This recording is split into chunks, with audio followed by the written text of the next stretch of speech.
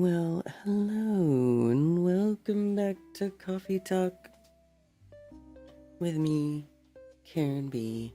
I made it. I made it back. I survived yet another day. I persist. Happy Moonday from chilly Alabama. Yeah, man, it's chilly here too in North Carolina. Tell you what. A little bite came through. It's supposed to go back up to the 60s in like a day or so, but man, it sure got a little cold snap.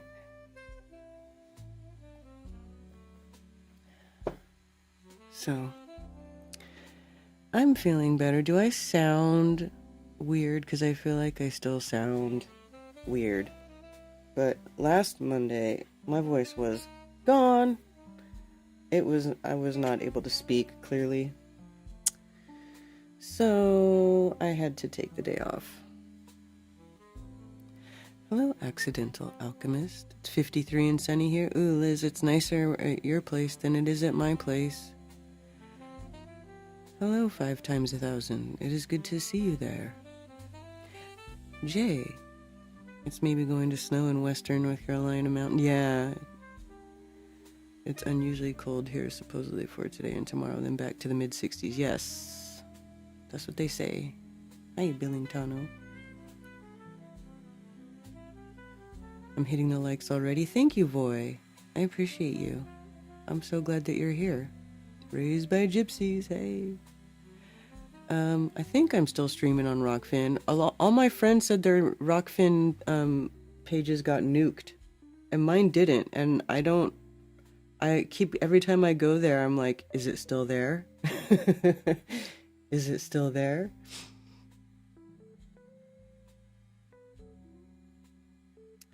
Thunder Chicken is here. Dugmar, good to see you. Good to see you. Aisling717, that is Cammy. Cammy's here. Vincent Loonman, Flat Farmer, good morning. I'm lighting up my outdoor wood boiler today. Outside temp went down to 28 last night. Yeah. Burning wood till April, a month later than usual. It's gonna be a cold one this year or what? Maybe it'll snow here. It hasn't snowed here for a few years, so like at least a snow that's stuck around, you know? Like it snowed and then it didn't even stick to the ground. But Stephen Shuck, the negativity is invasive. I guess people are waking up a little late. What negativity? Who's being negative? Not me. I didn't even start yet. Danny Smith, hi all from very rainy UK. News here is full of negativity. Always look forward to this chat. Karen B, you're one of the best. I hope the universe rewards you. Oh, thank you. Oh, okay. Now I get why you're talking about negativity. News is full of negativity. Yeah, you know, it's the same. The news is full of negativity. I literally haven't been going on X because it's all just horrible stuff that makes me want to cry. So I'm like, you know what? I'm just not gonna look. I'm not gonna look. I'm just gonna focus on home. My mom's here visiting. So that's nice. And, you know, hanging out with my family, hanging out with Ted and my friends like Cammy. And, you know, that to me is way better than reading depressing, negative, horrible news that really I can't do anything about. I can't do anything about any of that crap, right? So, I know that's maybe that might be a little, I don't know if that's nihilistic or what. I mean, not that I don't care what happens in the world, but the stuff that goes on, like really, all I can do is just live my life as close to the way that I want to live my life as possible, which is definitely not wanting anything to do with any digital ID or any of this crap. You know, I don't know what's going on. I just don't want to look right now. I deleted Twitter like 8 years ago, yeah. Well, I had it and then I just never used it. And then Elon because I didn't really like it. And then Elon was forced to buy it or whatever that whole shenanigans was. And then he bought it. And for a minute, it was pretty cool before they put all the, the new algorithms in place. Because now, clearly they've instituted some algorithms, on there that, it shows you a bunch of crap. It's obvious when you go on there and all this juicy people stuff starts showing up in your feed and you're like, what is this garbage? Like, I don't want to look at this. Anyway, they say it's free speech, but they put they have the algorithm has basically been like their number one thing to squash free speech. Like, they tell you can say whatever you want, and you can. Sometimes things get taken down still, and sometimes people still get their accounts knocked out just for, noticing certain patterns and speaking about them. So, kinda, sorta.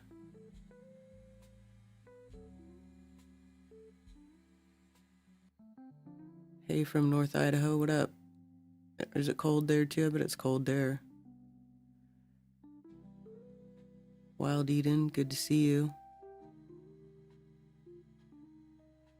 I sound fantastic, and I feel like I still sound weird. Hi, Melissa. Captain Construction fired up the wood stove in the greenhouse last night. Nice. I want a wood-burning stove. You have to protect your inner self or you're no good to anyone. I agree with that. Billingtonos need to move down here. Juicy people? Yeah. Yes. The juice. I did download X for a day, then thought, what the fuck am I doing? This is a waste of time, more distractions I don't need, so I'll just still wasting my time on POS sensor platform YouTube. Right? It's ridiculous. It's really ridiculous. Did you see this? I was reading this briefly before I started late today. SpaceX and Musk called on to rescue China's Shenzhou 20 crew. Technical and political obstacles block collaboration followed suspected space debris strike on craft. SpaceX and Elon Musk are once again being called upon to rescue spacefarers. This time, the Chinese crew of Shenzhou 20 delayed on China's Tiangong space station after suspected space debris damage. The three-person crew, including Chen, and Wang, arrived in April and were supposed to return in November after a handover with the Shenzhou 21 crew. That return has been postponed while engineers assess potential damage from what the reports describe as a tiny piece of space debris.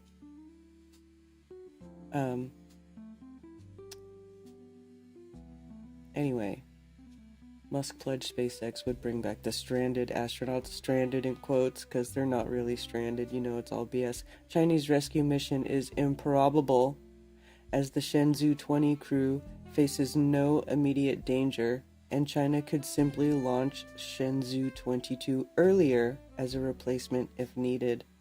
Yeah, see, we don't need your fake X bullshit, Elon. China has their own fake space program, okay? You're not the only one who can do it. Hey, Sherry Ives. Space opera always have a new story, never any good footage or photo of the planet, though. Right?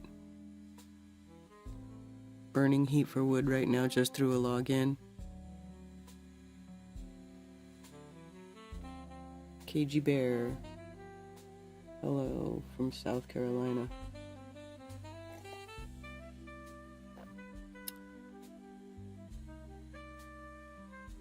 Yeah, what part of South Carolina?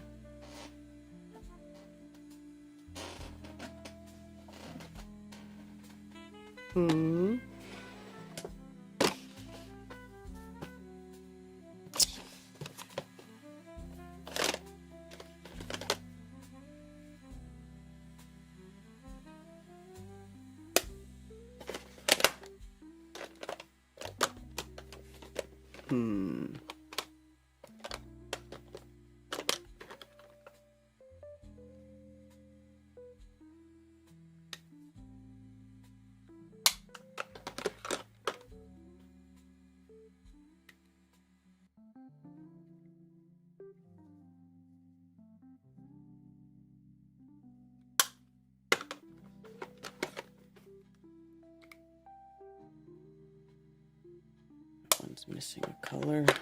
Let's forget about that. This is that one with the right color.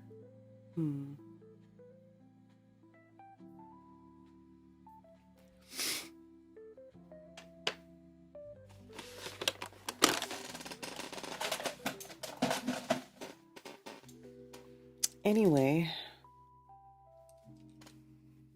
how's everybody doing?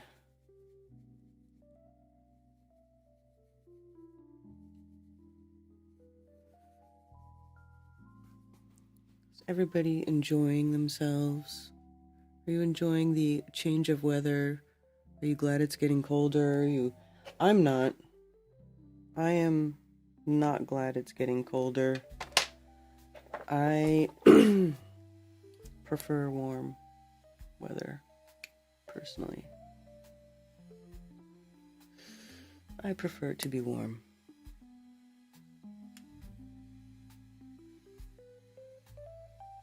But I do enjoy the transitional season of autumn, when all the leaves change colors. Although I have to go mulch a bunch of leaves in the yard, I'm gonna have to go clean my yard up. It's like I have so many leaves, you can't even see where the grass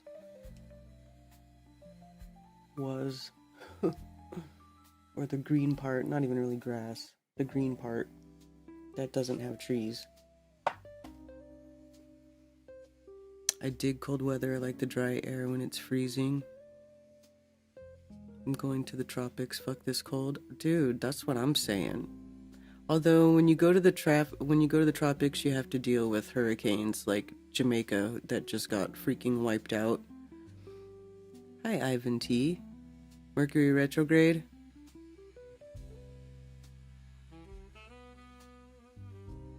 Has anyone else noticed a huge uptick in ragweed this year?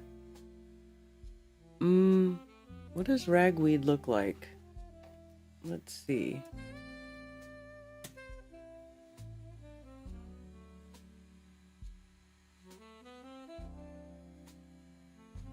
Oh. That's ragweed.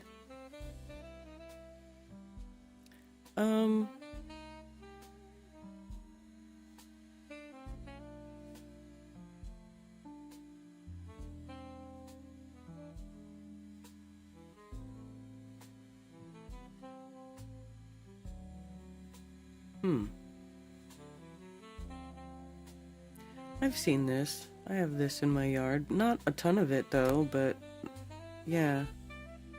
Yeah, I've seen that. I guess that would be a newer thing that's come to my yard.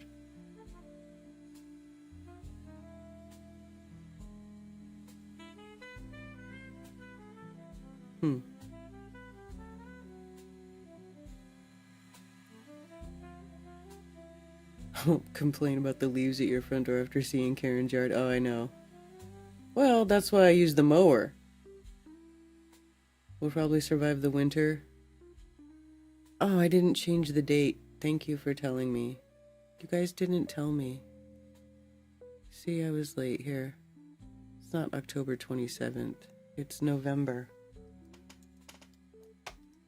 November 10th.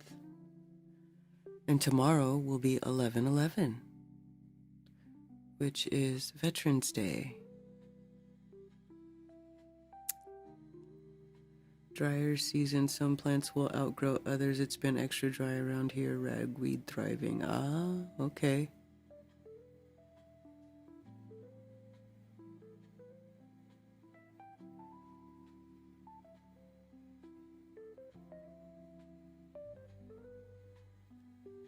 Turn off the crown crap.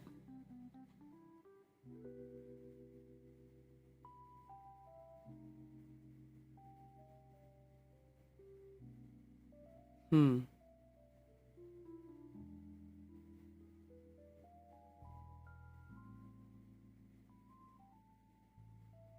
me see.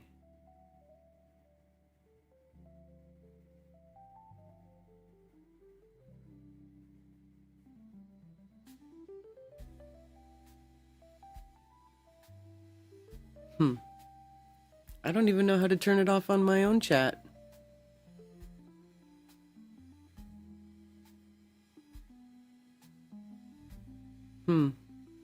don't know if I can. I guess I haven't looked for that setting. I know I turned off live reactions.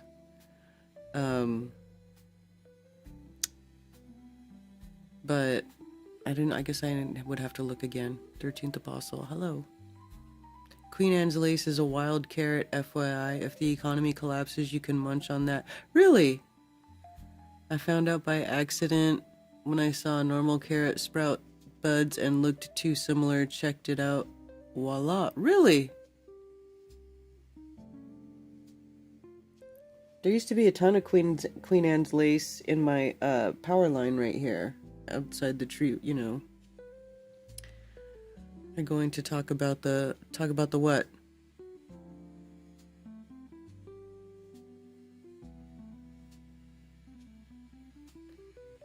Well, I didn't go, so why would I talk about it? What do you want to talk about? Did you go?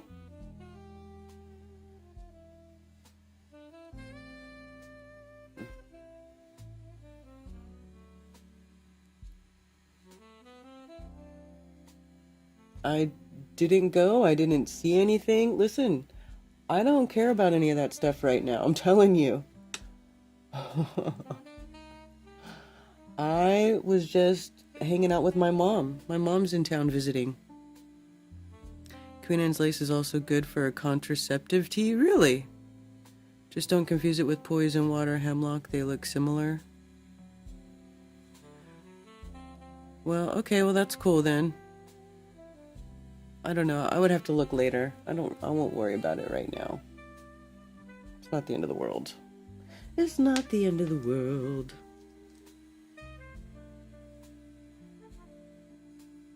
Yarrow also looks similar to wild carrot and hemlock.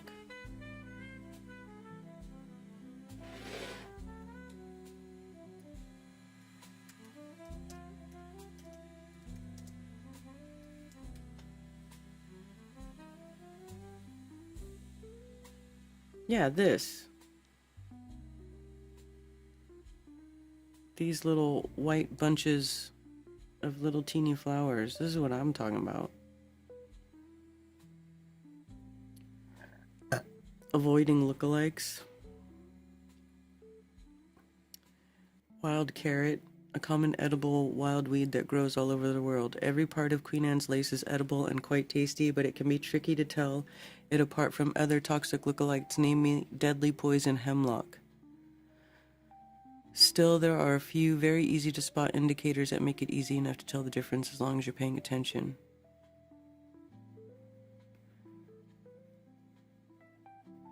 Queen Anne's lace is just one of more than 20 edible wild roots, tubers, and bulbs that we forage in season.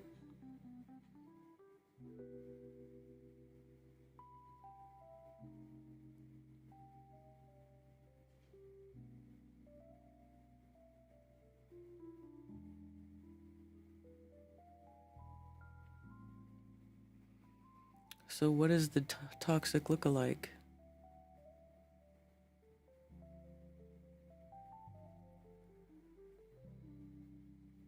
Photosensitivity in some people.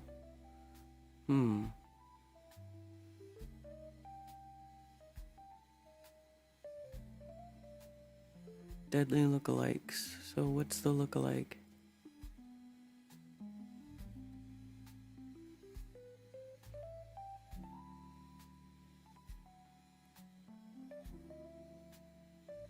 Why don't they show you lookalikes so you can avoid it?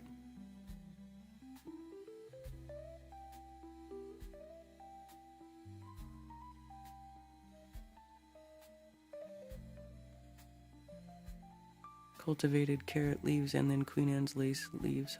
They do kind of have similar carrot leaves.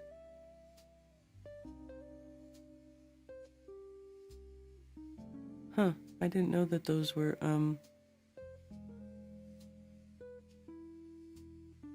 like carrots. What's the lookalike?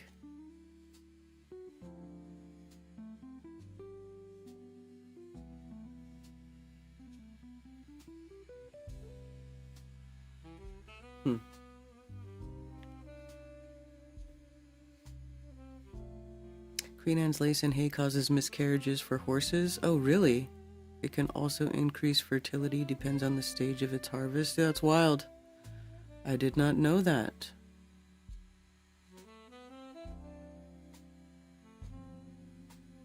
No, you couldn't make it? I think Tony went. Maybe if Tony shows up, he can talk about it. Tony Coriolis. Because he lives in Arizona.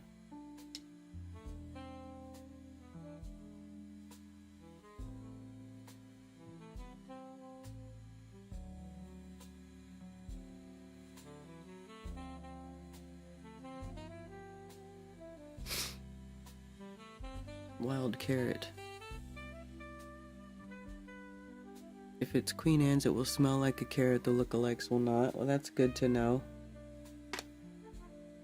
That's good to know.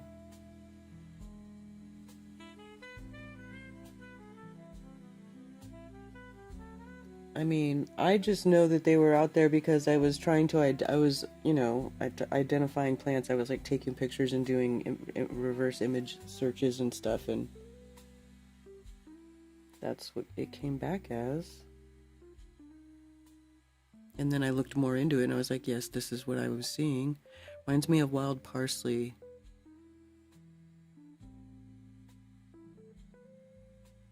If it's a queen's ass, it will smell like a carrot. That's hilarious.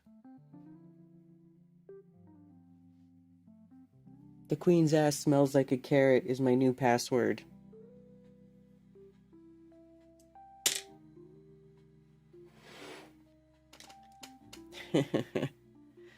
Hey, Chicago artist.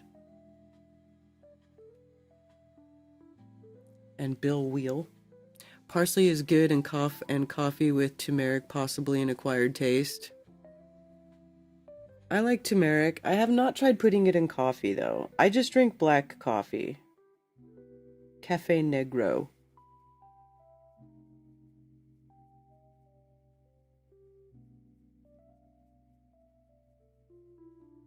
Cafe Negro. You know what I'm saying?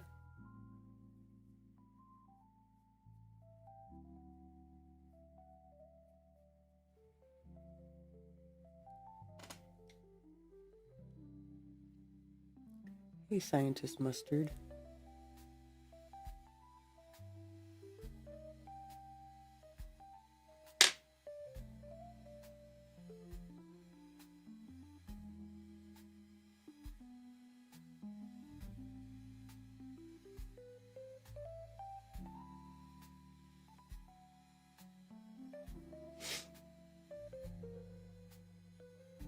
So interesting. If I see Queen Anne's lace again, I'm gonna go try to pull up a carrot.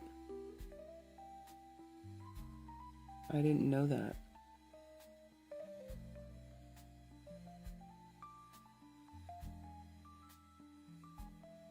How did I look it up and then not know that it was a carrot? Maybe I just forgot.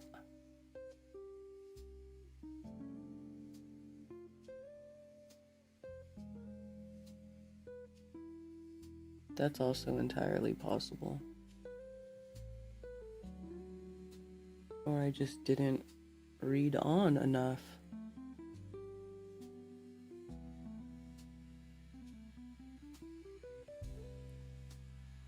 Hey, Doug. Sadly, my job wants my attention. See you, Karen, in chat. Well, Doug, you have a wonderful day, sir.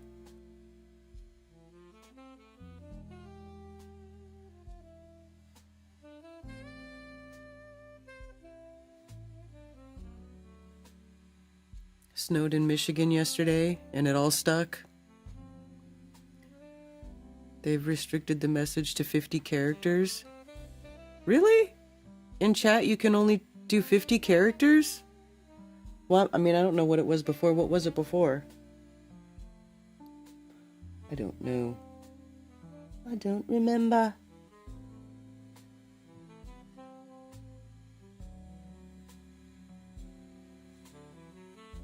Dozens of inmates found hanged in Ecuador prison. What? That just caught my eye. What happened there?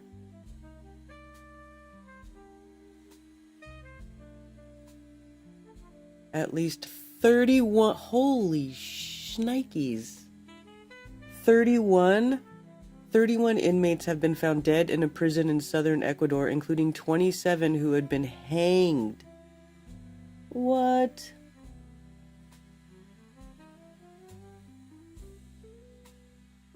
That's wild. What happened there? 4 prisoners were killed and more than 30 injured in clashes between rival gang members in El Oro prison in the city of Machala in the early hours on Sunday. In the early hours of Sunday. Hours later, security guards who had been alerted to fresh outbreak of gang violence found the others who had been hanged on the building's 3rd floor, Ecuador's prison service said. The country's overcrowded prisons have been the scene of a series of deadly riots and gang fights in which hundreds of inmates have been killed in recent years. Holy crap. Ecuador's prison service, known by its initials as SNI, said that the clashes had been triggered by plans to move some of the inmates to a newly built prison. The El Oro prison was the site of another deadly incident in September when 13 inmates and a guard were killed in clashes between rival gangs. Relatives of the prisoners have asked the authorities to set up security inside the prison, including keeping rival gang separate, while residents of Machala have long demanded that the facility, which is located in the city center, be relocated. Wow. Earlier this year, the government of President Daniel Noboa announced the construction of a maximum security jail in the province of Santa Elena. The new prison, named El Encuentro, is expected to open in late November and, according to the Interior Minister, will boast all the latest security measures. Prison gangs have for years played a key role in the rise of violent crime in Ecuador, and 2 of them, Los Lobos and Los Choneros, were declared foreign terrorist organizations by the U.S. Department of State in September. Dang, man. 31 people just hung and died? Wow. Just wow.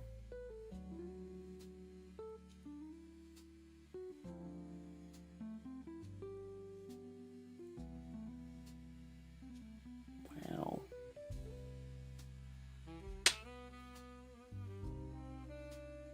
HOA, Homeowners Association? If it's on the curb, it's public, isn't it? What now?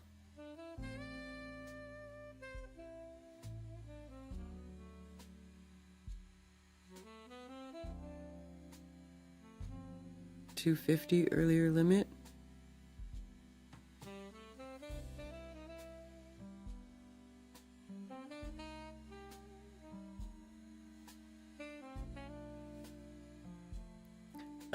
As long as you're not filling up the trash so much like they can't put their own trash in it, but you know.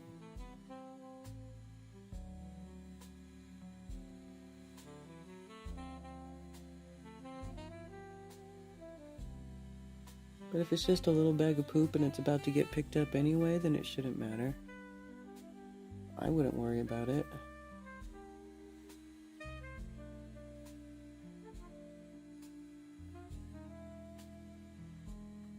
I mean, at least you didn't let their dog shit on their lawn and then not pick it up, right? I mean, that would be worse.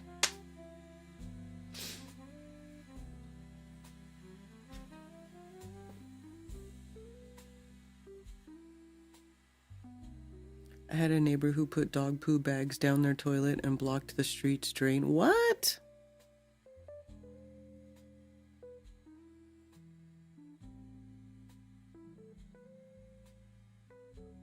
That is retarded.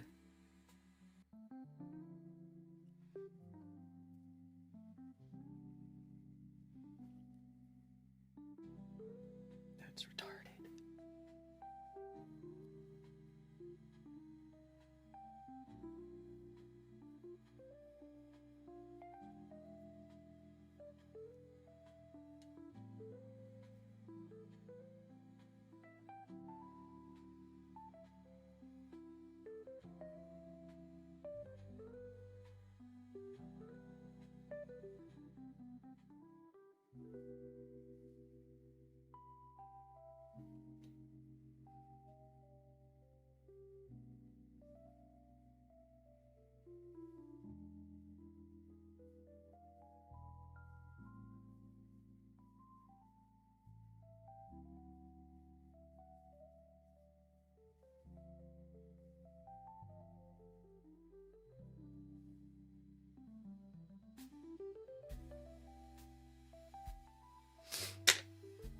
The can is at the curb. It's fair game. These are the first world problems we should be worried about.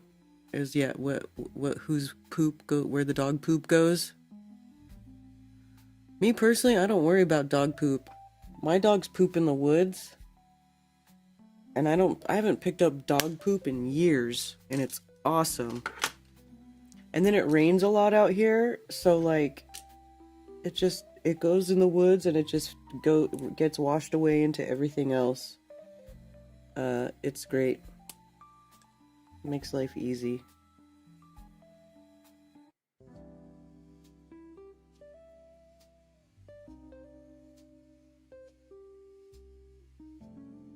But could you imagine all those people, 31 people hanging? Dude, that's crazy. That's crazy. Ecuador's a mess, man.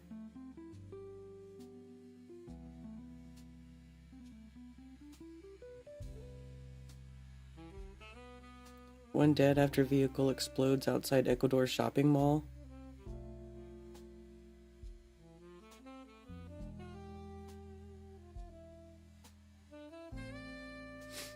Dang, man.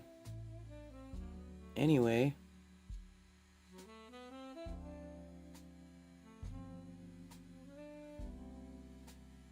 Popular rapper held in murder investigation after influencer found dead in hotel bathtub in Malaysia. Oy vey.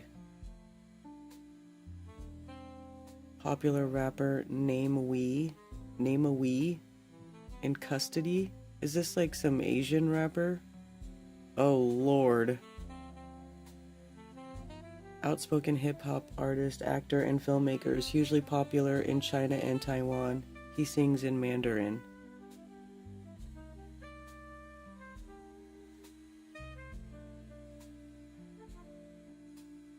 Known for his trademark beanie and sunglasses. Blacklisted in Beijing in 2021 after he penned a Mandarin song poking fun at Chinese nationalists.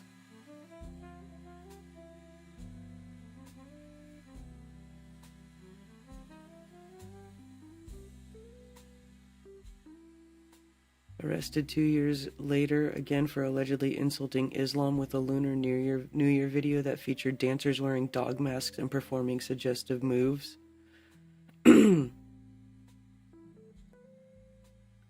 31, handed himself over to police on Wednesday after he was named a person of interest in the probe into the death of Iris Hsieh, or known as Hsieh Yu-sin, or Nurse Goddess to fans. Nurse Goddess? The 31-year-old influencer was found dead on October 22nd in a bathtub at a high-end hotel in the Malaysian capital. She was in Malaysia to discuss a commercial video Namewi had agreed to direct, her social media manager told the BBC. The probe was reclassified from a sudden death report to a murder case, with police saying they wanted to question Namewi, believed to have been the last person in her company. Denied any wrongdoing and said in an Instagram post earlier that this month the truth will speak for itself. Okay. Well, why did they think it was a murder? So what happened?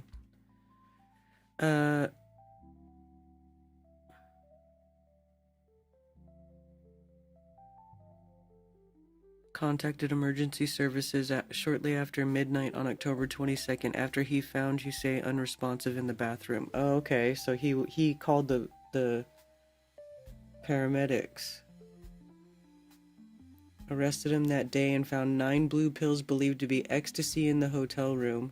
Denied he had used drugs, but tested positive for several illicit substances, including amphetamines, methamphetamine, ketamine, and THC. Oh, wow. So, what did he do? He got a bunch of drugs and probably overdosed this girl, or what? She overdosed and died. How sad. Or maybe he did something, I don't know. But it sounds like they were just partying, and then they partied too hard and she died. That's really sad.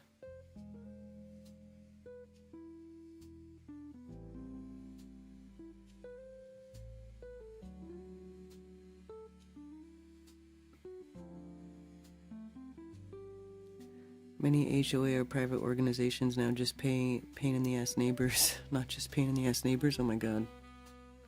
I live in a place where dogs have poop freedom. Yes. Poop freedom for dogs. My dog pooped in your woods. Yeah, good.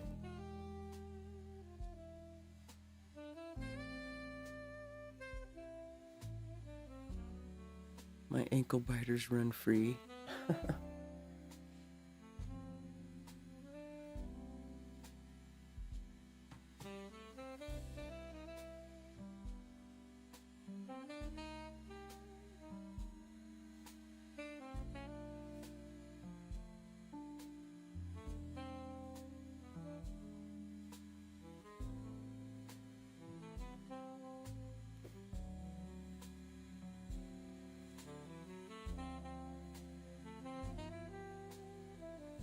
Still missing an ear.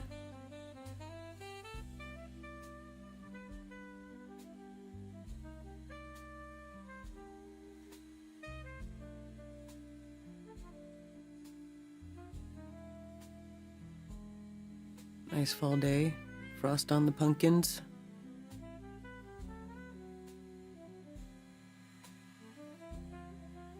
That's good enough. That's good enough, Billingtano. Yeah, man, I'm ready to start making some pumpkin flavored shit. I'm gonna tell you what. I want some pumpkin bread.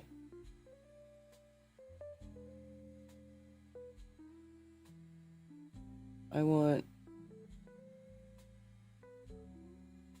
possibly some pumpkin cinnamon rolls. I think I saw a recipe for pumpkin cinnamon rolls and I was like, oh, that sounds good.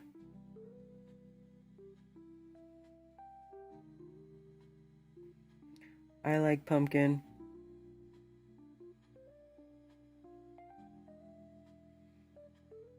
And that warm, gooey, pumpkin flavored stuff that's got pumpkin spice in it.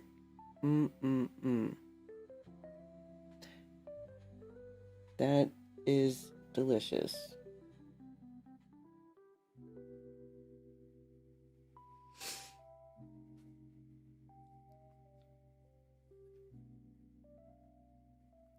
Cinnamon rolls, please. Named my new puppy Louie. Nice.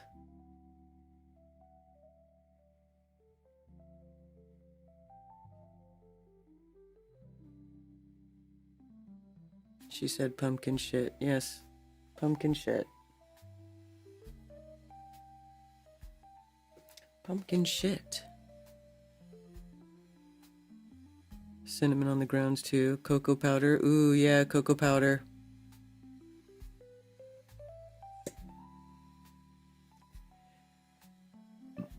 Dewormer for the winter.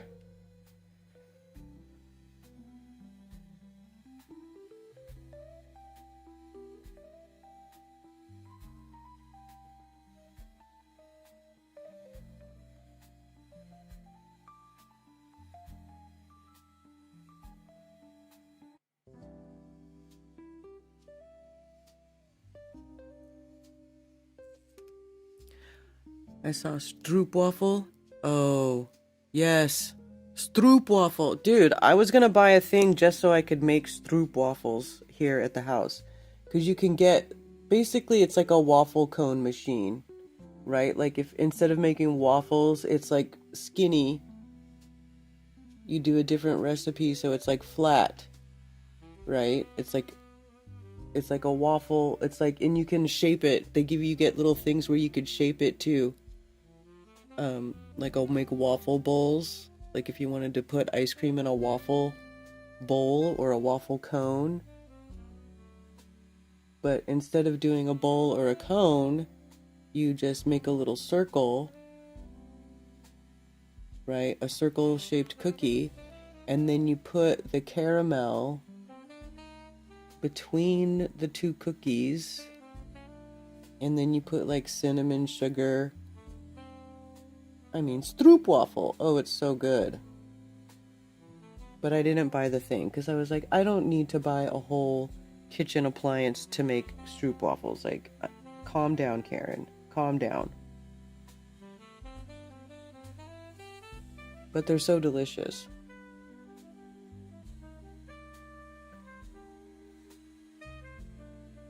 But at the end of the day, I was like, do I really want to enable this for myself? Do I need to be doing this? No, I don't need to be doing this. But I really, really wanted to there for a minute. Ew, Billingtano, ew.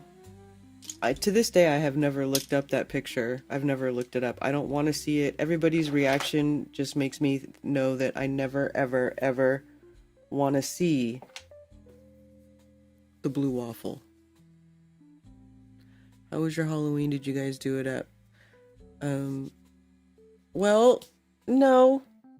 I mean, I helped my daughter make a little Halloween outfit. It was fun, but like, I went and hung out. We hung out with Dr. Law at his brother's place, and Dr. Law was cooking pad thai. It was cool. That's what I did for Halloween.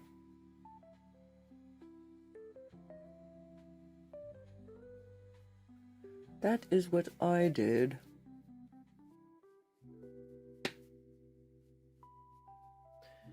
Just had blueberries, Bellingtano.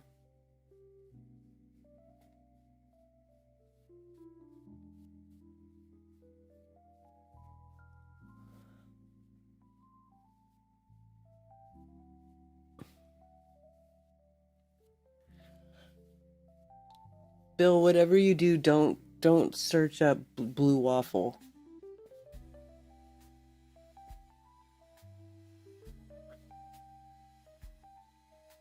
That's all I gotta say about that, dude.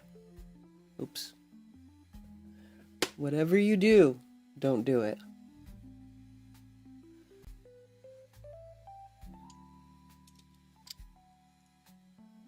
You may be tempted, but I'm saying don't do it.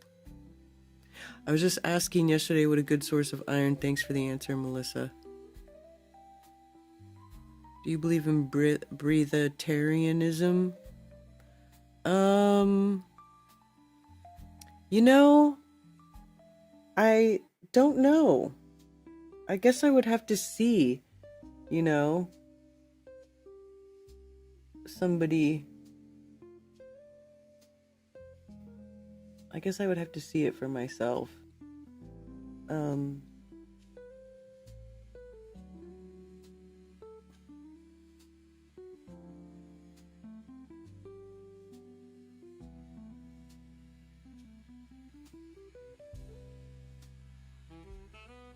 But you can't rule it out. Like once you're an adult and you're not growing anymore, like I don't think you could just come out of the womb and like not eat and then grow. Like you have to have food and nourishment to become the adult, your permanent adult size, you know? And then maybe, you know, once you are an adult, I mean, I don't know.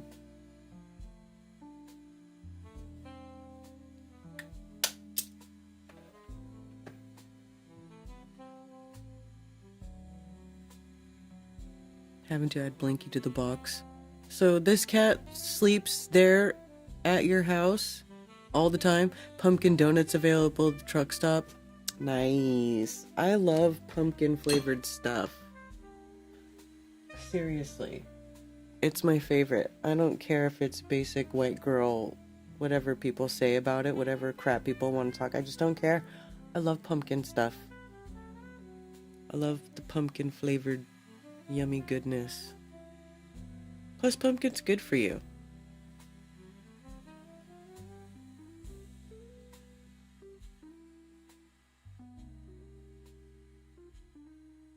Japan rebukes Chinese diplomat as Taiwan furor escalates. What's going on in Taiwan?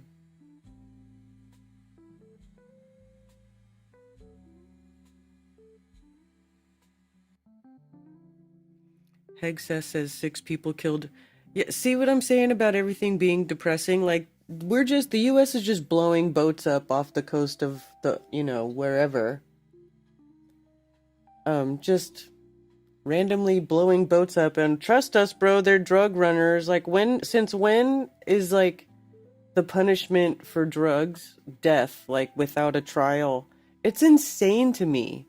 It's insane. Like, they could just blow up any boat out in the water and be like, oh yeah, that was a drug runner, we blew him up, we stopped, 1,000 pounds of cocaine, or whatever crap they say that they're stopping from coming over the border. It's so stupid.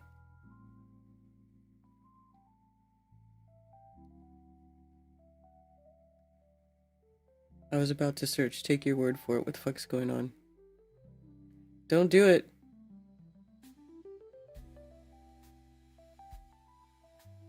It's like the internet meme, you need to add a shot of penicillin. Yeah. Hi, Shelly.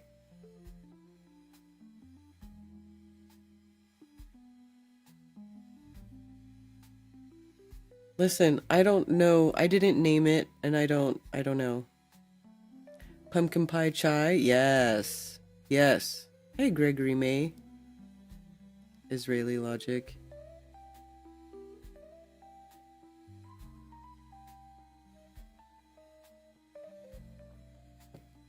Swipe or no swiping? You looked and I'm sorry you did. You're sorry you did. I told you not to. I told you not to. A short mason jar box? Yeah. Cats in boxes. Cats love boxes.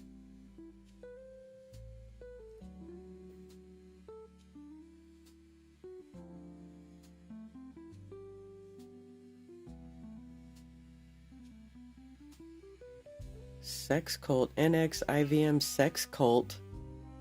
I think I've heard of this before. Smallville star Allison Mack details her role in NXIVM sex cult.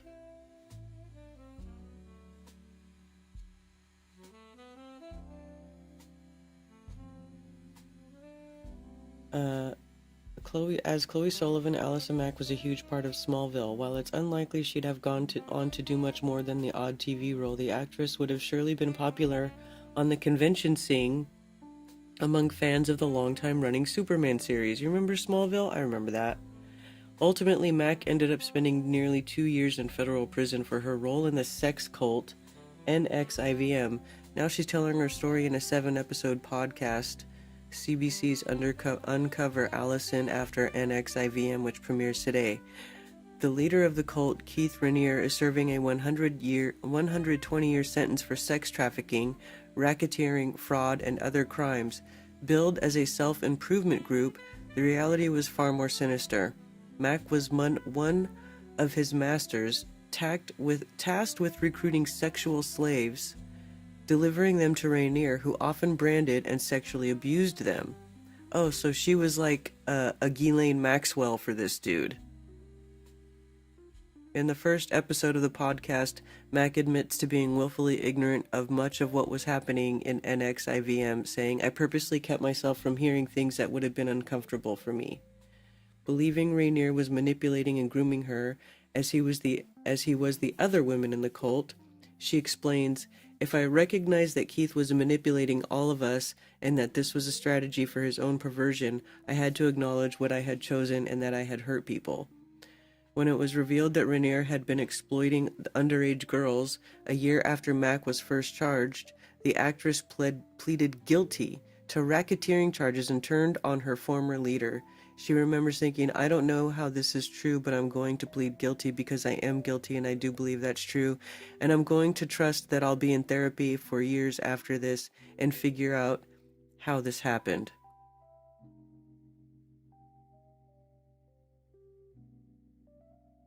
Mac goes into the ways Rainier entrapped, gaslit, and manipulated her, and reveals that she experienced sexual exploitation as a child both on and off set. When she told NXIVM's leaders, he allegedly said he could help her with that by being physically intimate with the Smallville star. Oh my god. Despite offering plenty of insights or excuses for her actions, Mac admits to victimizing other women and freely describes herself as emotionally aggressive and callous. Wow. I was the go-between between him and this person, she says of one of Rainier's victims. It was my job to relay what to do with him for her growth. The more she said, I'm scared, I don't want to do it, the more I would say, you need to do it, and the longer you wait, the more consequences there'll be. The coercion started, and the pressure, and the pressure, and the pressure, and it was like rape. Oh my god, that's awful! Demented bitch.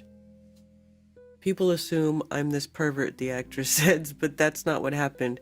What it was for me. People can believe me, or people can think I'm full of shit and not listen, but I feel like I at least have to say it out loud for myself once.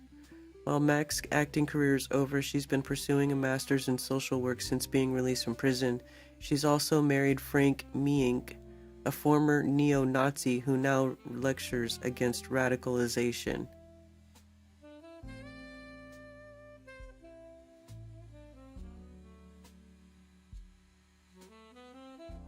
Hmm.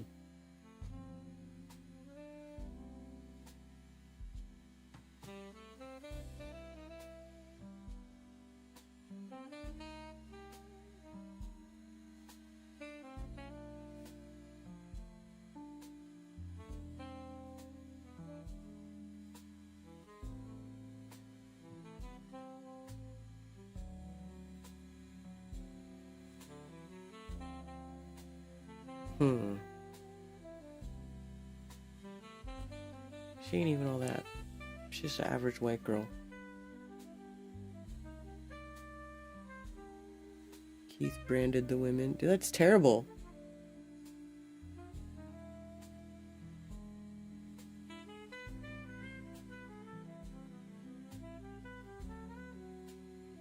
Collar and both sets of balls now removed.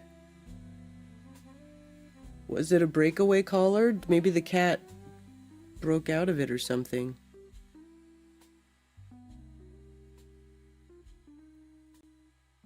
The guy that played Superman on that show got a DUI a few years ago. They go downhill out of the spotlight. Yeah. Who was that? That played Superman in Smallville.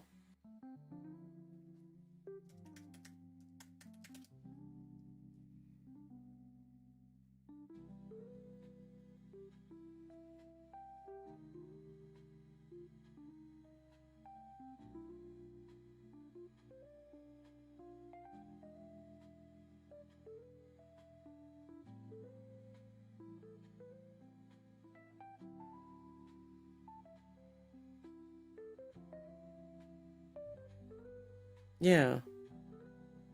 I don't remember his name. That guy.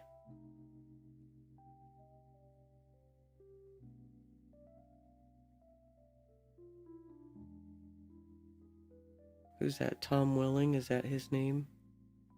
Yes.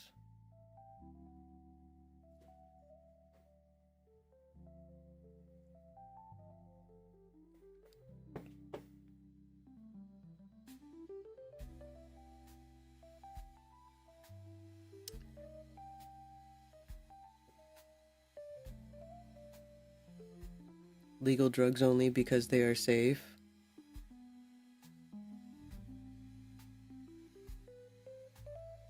In the Philippines, the leader Duarte is executing drug dealers and users.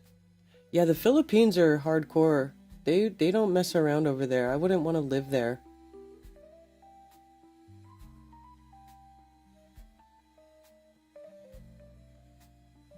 Liz gets 1,000 points.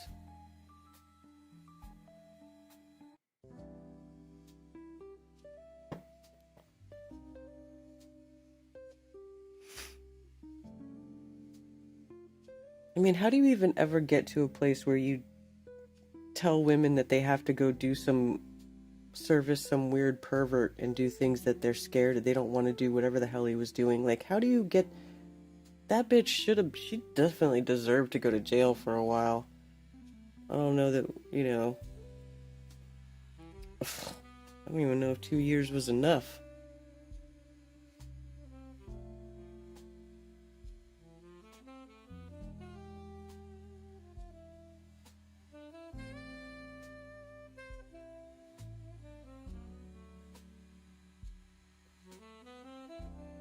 Senate advances funding bill to end longest ever U.S. government shutdown.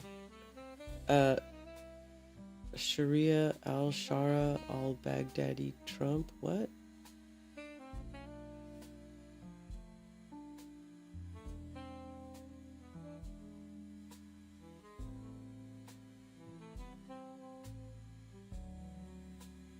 Ghislaine Maxwell plans to seek commutation from Trump. Yeah, of course she does.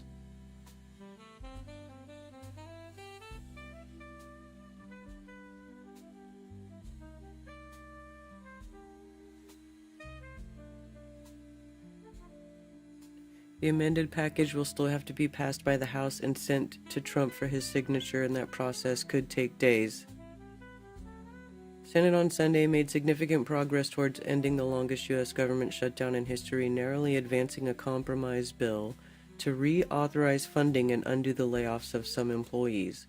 But the measure, which resulted from days of talks between a handful of Democratic and Republican senators, leaves out the healthcare subsidies that Democrats had demanded for weeks. Most Democratic senators rejected it, as many of the party's lawmakers in the House of Representatives, which will have to vote to approve it before the government can reopen. This healthcare crisis is so severe, so urgent, so devastating for families back home that I cannot in good faith support this resolution that fails to address the healthcare crisis, says Chuck Schumer, Democratic Senate Minority Leader. The bill received exactly 60 votes needed to advance in the Senate, with almost all Republicans voting in favor, along with 8 members of the Democratic caucus, many of whom are moderates or serving their final terms. Republicans control the White House, the Senate, and the House, and they made clear over a period of weeks, including just this week, that this was as far as they would go as part of the shutdown talks, said New Hampshire's Jean Shaheen, a member of the group who is retiring after next year. This was the only deal on the table. Besides Shaheen, the Democratic senators who voted in favor on Sunday were Tim Kaine of Virginia, Dick Durbin of Illinois, John Fetterman of Pennsylvania, Maggie Hassan of New Hampshire, Catherine Cortez Masto of Nevada, Jackie Rosen of Nevada, Angus King of Maine, an independent who caucuses with the party. In the 40 days since the shutdown began, when the government's funding authorization expired on the 1st of October, the Senate's Republican leader Jim Thune held 14 votes on a bill approved on a near-party line vote by the Republican-controlled House of Representatives, which would have extended funding through most of November, but no more than 3 Democrats ever voted in the affirmative, denying it the support it needed to proceed. The minority party demanded that any funding of legislation all extend tax credits and lower premiums for Affordable Care Act health plans, which were recreated under Joe Biden and expire at the end of the year. After 40 long days, I'm hopeful we can bring the shutdown to an end. Blah, blah, blah. The compromise legislation authorizes government funding through January 30th of 2026 and undoes the firings of federal workers that the White House carried out after the shutdown began. It also guarantees retroactive pay for the furloughed federal workers who stayed on the job during the shutdown and prevents further layoffs through January. Included in the compromise are three appropriations bill that will authorize spending through the 2026 fiscal year for the Departments of Agriculture, Veterans Affairs, among others. Does not resolve the issue of the Affordable Care Act premiums, which one study forecast would jump from an average of 26% if the tax credits were allowed to expire. So everything is still a big mess, essentially.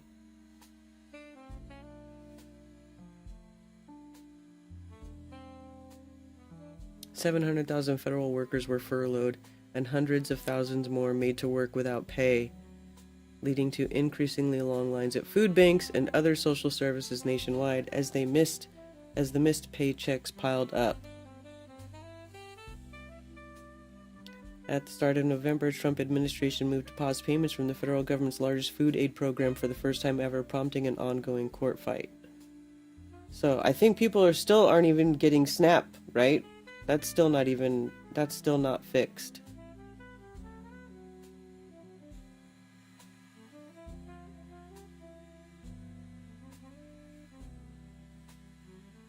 So yeah.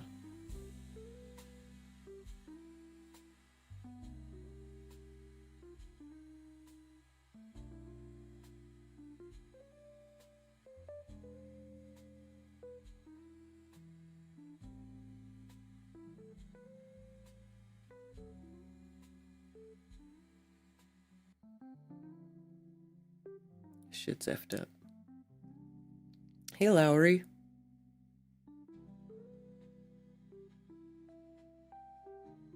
Trump is touting 2K stimmies and a new 50-year mortgage. 50-year mortgage? Jeez. How's the cat? The cat's good. Oh, Foxy's good. She is... How old is she now? We think she was born sometime in May. So she's 6-ish months old now. She's doing good. She's super cute. We love her. Hey, Valley Parks.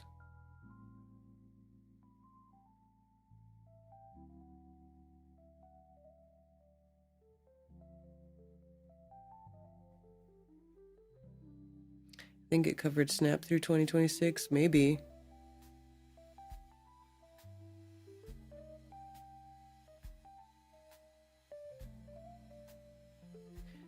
Move to the country, grow your own, build community around you that does the same, and most of this BS on the news won't affect you. Yeah, well, that's what I said. I was like, well, people who don't, use SNAP unaffected.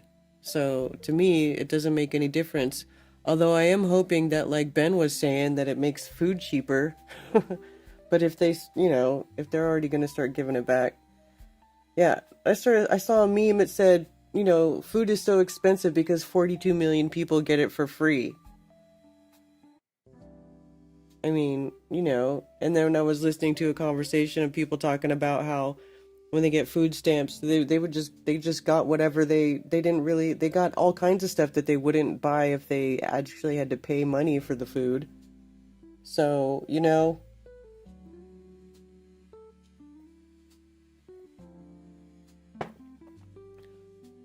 Maya is a big dog now, yes. I don't have the puppy cam up right now. And Maya's not really a puppy anymore. She's like 10 months old. And she's like basically a big dog now. She's bigger than her mom.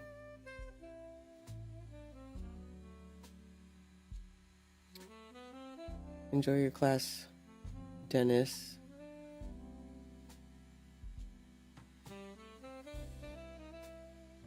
Snap because they plan to use it to make people snap.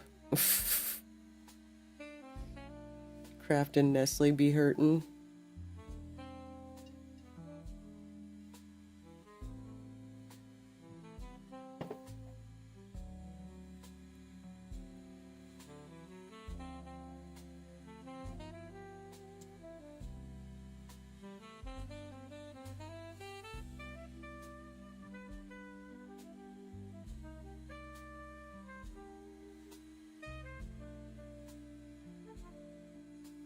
Federal Reserve was established in 1913. From 1913 to today, the dollar has lost 97% of its purchasing power. Think about that. $1 in 1913 is equivalent to $34.27 in 2025. If that's not sabotage, and I don't know what is. That's debt slavery. That's evil. And the Fed. Word. Although, how do they know this? Because there's an inflation calculator, and it only goes back so far. Let me... Oh, I forgot type calculator. Inflation calculator.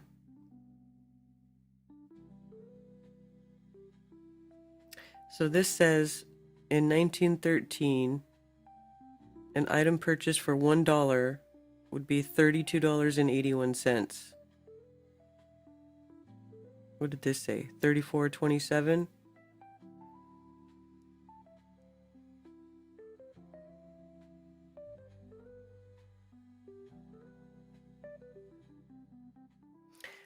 Or 1913 is as far back as it goes because that's when the Fed was created, right?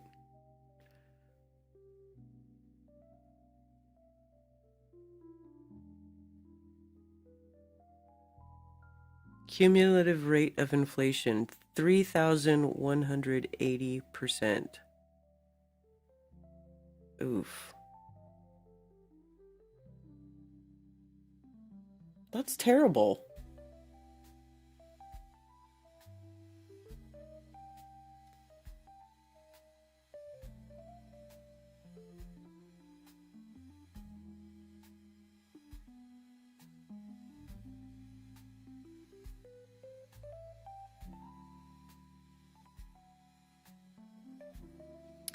Read the book The Creature from Jekyll Island. Tells you all you need to know about the creation of the Fed. Yes, I'm familiar. Hi, Rum Boston Bear. Hey, there's Ben. Hail, Ben. WIC and food stamps were helpful when I needed it. I mean, yeah, it can be helpful, but these people live off of it for years and years, and then they, it's terrible. Or they sell them so that they sell the food stamps so they can, like, go use the money to go do other things, like get their nails done or their hair done or, buy a new outfit. So it's like, do you really need it then? Maybe you don't.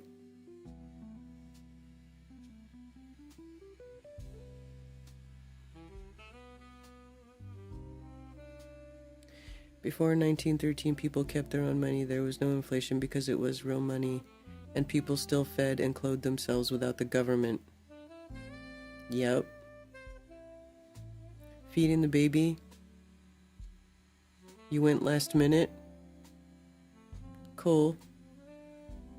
Let me open my phone. I don't think I've done that yet.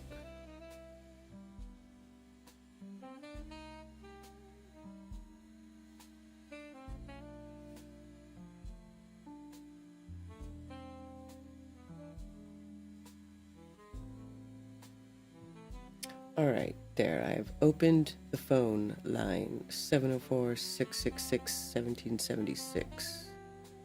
So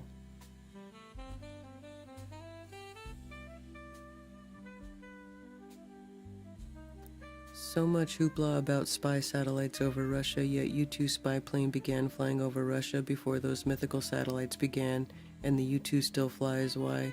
The floating satellite myth. Just because they got to keep that lie going. They just got to keep telling that lie.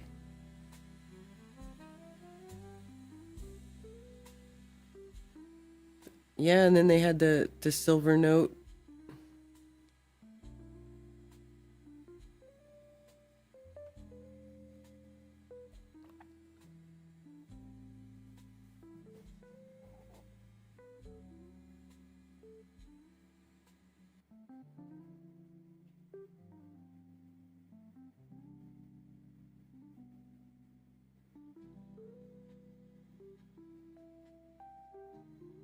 How do they know they were even carrying drugs on the boat? Just a story we were given. Exactly, Captain Construction.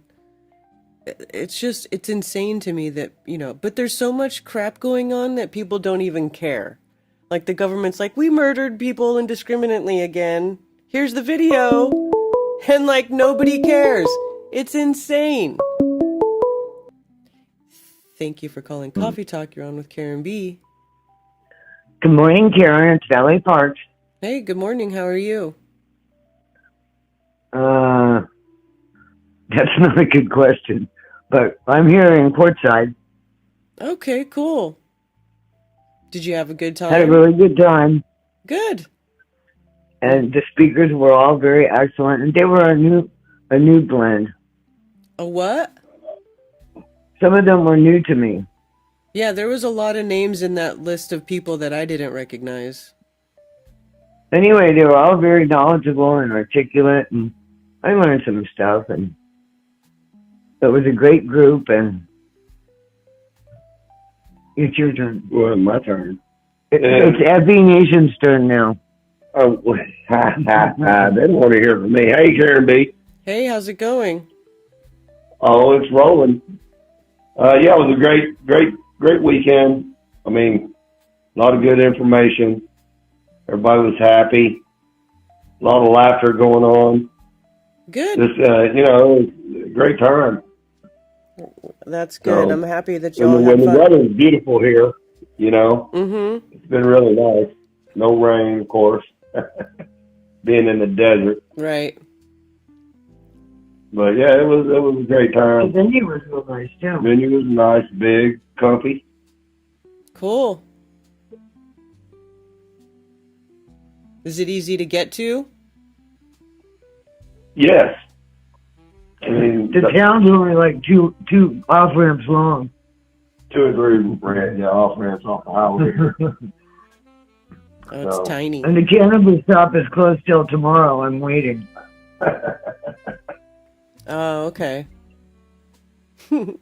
Yeah, a lot of cool sights once you drive. It's different than flying. I seen this place over in my valley in Globe, Arizona. Looked like 2 giant trees. It's totally different than anything else. I'm gonna go get a picture of that. Huh. If we got time, that's what. But it looked like the Devil's Tower. You know what I'm saying?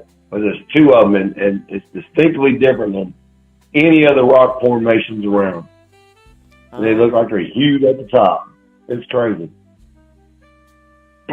You have to zoom in on it. Yeah, the P900 zoom in on it. So, but everything was that was a great time. Cool. A lot of cool speakers and Dogs and kids. a lot of fun. I did some live showing we had a big old fireplace going on last night, night before. Okay. Everybody was shielding. We had a good group. There was no fighting or no arguing or Well, anything. that's was- not usually an issue at these things, so. At least it never was at any of mine. I don't see why it would be there. Right. I have no idea. I just thought I'd comment how well mannered everyone was. Yeah, well, I'm glad you guys had fun. That's cool. Did you drive all the way over there, Carl? Across from Tennessee? Did you drive there? Yeah, we drove together, hung on the side by side. Cool. Yeah. Jonna is So- asking, was there a big crowd? Yeah, it was a pretty good crowd. Not as big as it should have been. We should have had a lot more people there. But, I don't know. About 100 people, says from Boston Bear. It's Carol's first event, so, But yeah, we had a pretty good crowd. Yeah, well, it's difficult when it's so far from an airport, Oh, tell us about it. That minivan burning holes in the freeway back to the airport. Well, I'm glad you guys They have a fun. van. They have a van shuttle. They have a what? A shuttle? Yeah, for the airport. Oh, And that's cool. Girl, the traffic in Phoenix When your GPS says 2 hours, add an hour. They ain't lying. Really? Oh, man. Oh, geez. I had to hit that vape in traffic. I was coughing all night from that. We were in so much traffic. Mm. And, you know, it's like Gilligan's Island, a 3-hour tour, right? Anyway, we had a good time, and I'm going back to Not a Globe. You're going back to Not a Globe? Yeah. That's where I stay in Arizona. Oh, okay. I had to parentheses that. I can't say I'm staying Globe. It's got to have the parentheses in front of it. What a funny name, huh? Yes. Yeah, it is. Globe, Arizona. It's a thriving mining community. It's one of the richest copper mines around. Yeah, I'm familiar. That's the only way that I know about quartzite is from minerals. Yeah. I mean, it's called quartzite. So, For a reason. yeah, exactly. You can't take a step without tripping over a something. Yeah, cool. Anyway, we had a good time. We wish you were all here, but, you know, it's a logistical nightmare. Yeah, and I just got, I couldn't, there's no way I was going to be able to make it. It's my son's, And I don't fly, so yeah. my dog's at my niece's. I left her there in daycare. Mm. Nobody wants my pit bull at an event, right? Come on, Karen. Why not? She's insane. Oh, yeah.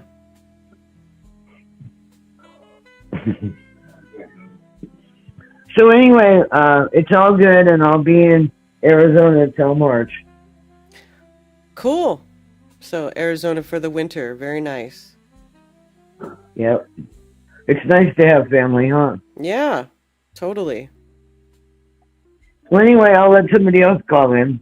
All right, And I guys. texted Tony to call in, but he's driving. He's on his way to the airport. Oh. Okay. You may have his hands full. Yeah, I'm sure. All right, we'll well, see if Karen, he gets there later. we missed everybody, and, you know, next time we'll try and get more people from the Kakalaki crowd. Okay. All right, well, you guys take care, and much love. All right, you guys take care too. All right, bye. Bye. I bring 2 pit bulls to events. Yes, sometimes 3. Yeah, your dogs were messing with each other, not with other people. Best training for a pit bull is by a trainer more stubborn than the dog. Bro, let me tell you, I remember Remington, R.I.P. Sir Remington. I loved that dog so much. That was my pit bull. Man, I can't even tell you how many times I had to wrestle that freaking dog to the ground to train him because he was very stubborn. But in the end, he was a very good boy. And I miss him dearly. Henry needs to be left in a roaster. Do people eat peacocks? I know we eat turkeys. And ostrich. I've been watching videos where these people roast a whole freaking ostrich. It's insane. Have you guys seen that? Yeah, R.I.P. Remy. He was such a good boy. Miss him still.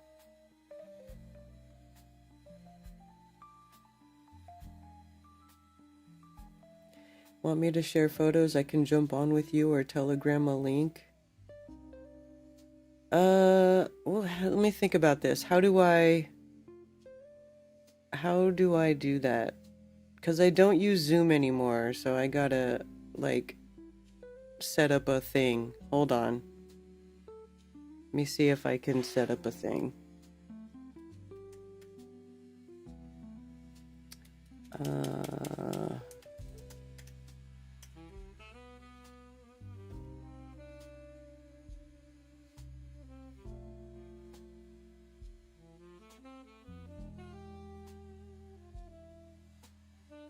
I forget what the thing is called. Oh, I'm not logged in. Hold on.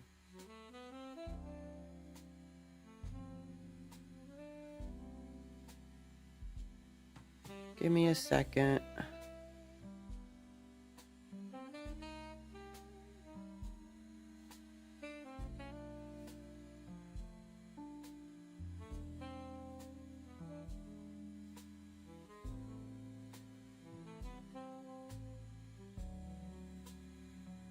Here we go. Talk Studio. That's what it's called.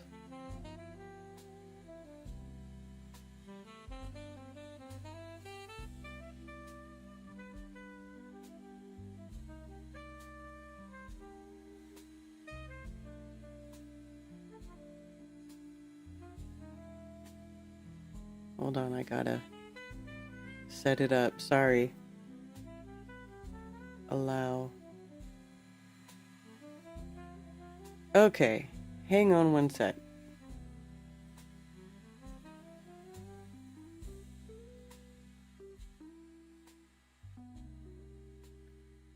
I shot you a message on Telegram. Did you? Okay, hold on.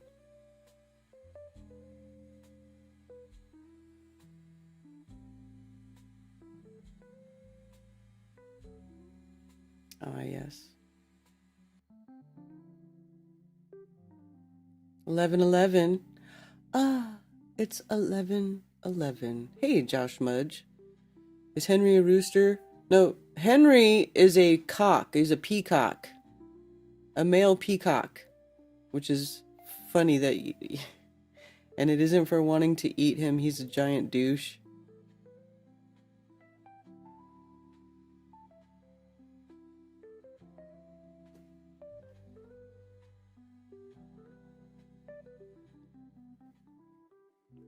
Roosters aren't meant for eating meat like rubber. Listen, if you put anything in a pot long enough, it'll get soft. I'm told peacock is the most delicious bird, but they're crazy expensive. Cheapest males are $150 on the low end, and if they have different colorings, they can be close to $1,000. Damn. Kidding about tree stumps? Yeah, please don't get me started on people saying mountains are tree stumps. I just try to leave that alone. I just want to leave that alone.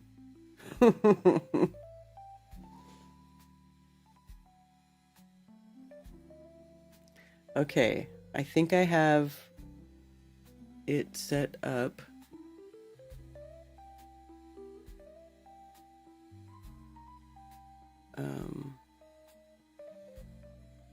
Copy link.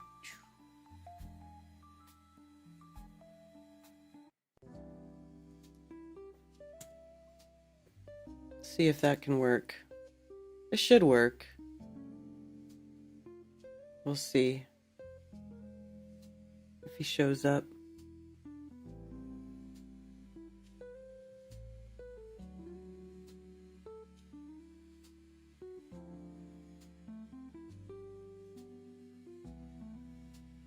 Am I in here?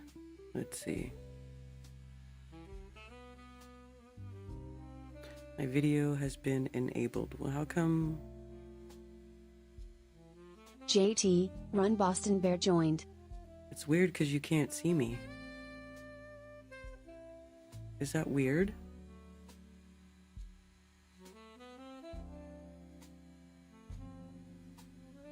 Hey, can you hear me? Yeah, just add yourself to the screen on the left. I add did. yourself I to the did. stream. I did, but for whatever reason, it's not. Hold on, let me see what the camera settings are. While you're doing that, I'm gonna let you hear my baby snore.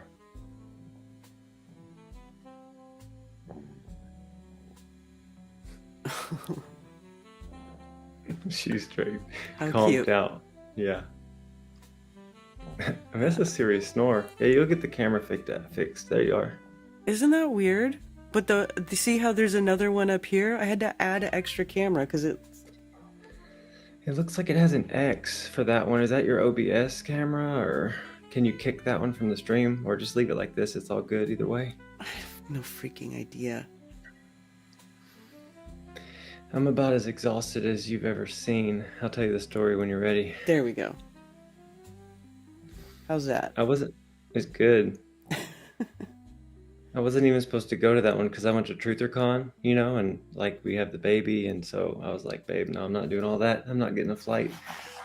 But What's I found out TrutherCon? What was that? TrutherCon was Jeremiah Skiba's deal with Jake, and they just Oh, did a Dallas Fort Worth like TrutherCon event, and Dave was there, and Witsit was there, and some speakers. It was pretty cool. It was comfortable and fun.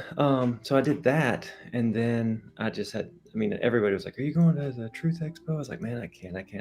And then I heard Joe Hanvey was driving all the way through from, I guess it's Greenville, South Carolina, or mm-hmm. yeah. And my house, like the road is like he's coming right by, and so I was like, picked his brain. I was like, "Do you have an extra seat in the front? And where are you staying?" He's like, 2-bedroom, VRBO, just me. I was like, dude, hold on. I asked my wife, can I go? And so we found childcare, got 3 different babysitters, and I just jumped in the car when he was passing through. From here to Quartz site was 1,300 miles. So we did that in 2 days. We stopped at El Paso and rested. My wife's parents are from there, and then we went. I did leave Sunday morning, like day 3 was Sunday, but I had to get back for something here, like a function my wife's doing.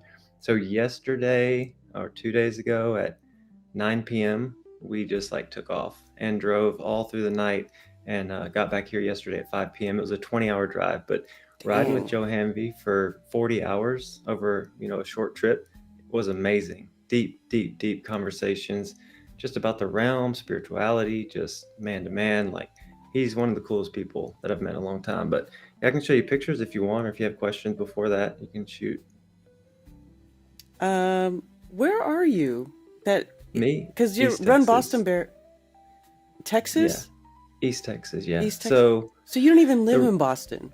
never have. I've just run the Boston Marathon 13 years in a row. I just assumed you were like in that area. I had no idea. That's so I'm a funny. Texas boy.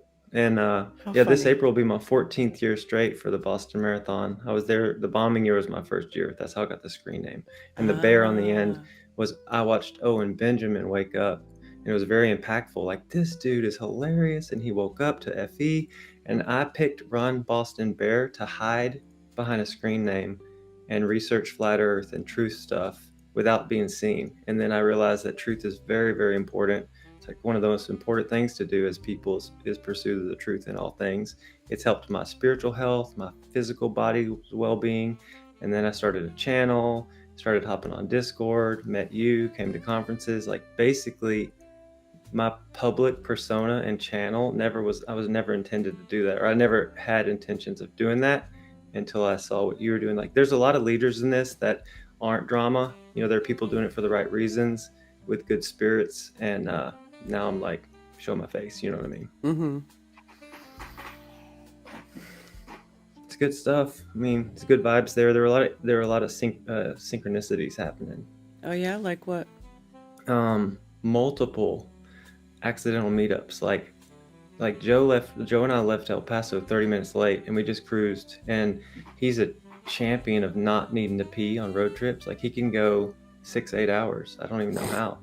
And I'm like, bro, I had coffee or whatever. I got to pull over. And so I finally had a moment where I was like, can't wait anymore. Got to go. And then he looked down. He's like, oh, crap, our gas light's on. Like we're in the desert, Arizona desert. There's hardly any gas stations for forever. And it just like worked out. And I was like, here's an exit. Take it. And we went. And I was pumping up gas. And like I was in the zone, just walking through, going to walk out. And this guy was like, hey, what are you doing? And I was like, hey, heading to a conference. And it was Harmon Walker. And I was like, I snapped too, and was like, oh, hey, buddy, because I wasn't expecting to see anybody. Like my mind was like, let's get there. But it ended up being that a van that was coming from Phoenix Airport stopped there. Also, Dave was there. I can show you the picture. Hold on a second. Are you going to show pictures of Dave Weiss? Maybe a couple. I can go Try fast. to minimize that, please. JT, Okay. Run Boston Bears screen joined. Let me know if you can see, and then you'll have to throw this up there. Tell me when it's up there. Yes, it's up. So this is this whole crew right here was just like Eric, Flat Earth Eric, a bunch of people. So it was funny that like we weren't necessarily supposed to meet with them going down the road. Joe was really impressed by the landscape. Like he's used to a much more confined horizon by like trees, and he's down in a valley. And he just kept saying, "The sky is so big," and so he drove out there because he wanted to bring his telescope and get some like different shots. I got a few images. Here he is setting up. I don't think the audio will play, but he gave like a rundown of his rig. I got him mic'd up, but you can't hear that, can you? Mm-mm. Okay, no big deal. So he brought that. We were jacking around. Some of the images that he's captured are just phenomenal. And he does this one of two ways, either long exposures of like 30 minutes up to like 2 hours, or he'll stack. So he'll just take a picture. And the more pictures he takes, the darker the background, like the black gets darker and the stars stand out. And he said, it's kind of strange when people think that this stuff's not up there, or they say, well, that's programmed into the telescope. He says no, these spots in the grid, like the grid of the sky, the locations of where this stuff is programmed in, not freaking images. And he was showing me Oh, I like, know. Yeah. People yeah, don't it's understand. It's like, yeah, there's all kinds of stuff in the sky that you can see, that you could take pictures of. It's just that the stories that we're told about what these things are not necessarily true. yeah, Right? Like you're not looking at a galaxy millions of light years away. It's just yeah, a light in the sky that looks that way, right, whatever it is. pretty epic. So of course Tony Coriolis, Hey, there's what up, Tony. buddy? Hey. And with Joe, got a visit with him. Met Sally there again. She came to another conference. I have an interview with her on my channel, which is pretty cool because we don't line up exactly like spiritually, but just because she doesn't necessarily follow like the Messiah or the Bible like I do doesn't mean we're enemies. And that's like one of the reasons my channel exists, is to just love people regardless of what they believe or what their faith is, because it's about connecting. Like really, if you're a truth seeker, you should be about connecting with the other human being, like in love and in friendship. And people forget about that, but I'll keep going. Joe was setting up. I couldn't believe so I told him, be real still. And I had my iPhone and it did like a 7-second, because it's dark, Yeah. and it like pulled in as much light as it could. And I Yeah. was just really surprised that it grabbed stars in the background just with the freaking iPhone. The camera on the iPhone's actually pretty freaking good. Yeah, it's pretty cool. Like people, you could do all kinds of stuff with just an iPhone camera. Yeah, for sure. Another thing I did there that was just fun, because I wasn't trying to step on anybody's toes. Mojo Shop was running audio visual, and FE Nation, Carl, was running like a few video cameras, and I just had my P1000 and I had a DJI mic set up, and I just ended up asking like, can I mic you up? Can I mic you up to each speaker? And I was just practicing filming and audio collection. It was really cool. Nathan Thompson, he brought a cool table of stuff. Paraplegic coffee. I ended up buying this the Iron Man coffee right here, because it says triple bean triathlon blend, swim to Alcatraz and back on just one cup. He's just a really funny dude. Been friends with him for a while. Carol put it on. She never really intended to. People like just basically said, "Are you going to do it? Do it, do it, do it." And they like. I know they did that when the hurricane hit. At my event, and I'm like, why are you guys just? It's like, anyway. This girl right here's name was Natasha, and she came as a reporter. I don't know who for, but she was like, "What are you guys doing? Like, what's this about?" And I said to her, she when I was local, talking like her, to the area, or what? I don't even know anything about her. She just had a little rig and was trying to collect as much like info or talk to people as possible. And I just looked her right in the eyes and I was like, let me ask you something. Do you think truth matters? Because in a way, she kind of had a stance like, everybody has their own truth, and that's kind of what's most important. So basically, you guys believe in what you believe about the realm, and me believe in, like, let's say I believe it's a globe. I don't think it really matters. But then I was really getting her to ask, well, if we don't live on a globe, does that matter? Like, does the truth of where we live matter? Or with the health industry and other topics, like, I think the truth matters. And so she just kind of was getting her mind, working that way. Meeting Dr. Andy Kaufman in person was super cool. He's very legendary on Instagram, and like he's basically in the, he's a, I guess he was a psychiatrist, a practicing psychiatrist, and he's a doctor, and he's waking up to some things as well and going to these conferences now, which was fun. The campfire scene was great. iPhone again, boom, great light. Just this was hanging out after the conference was happening. DJ Curious, Hey, epic, DJ. running around, hanging out with Gene was super cool. We had some conversations. He's got the right heart. He's chill. He's not about the drama.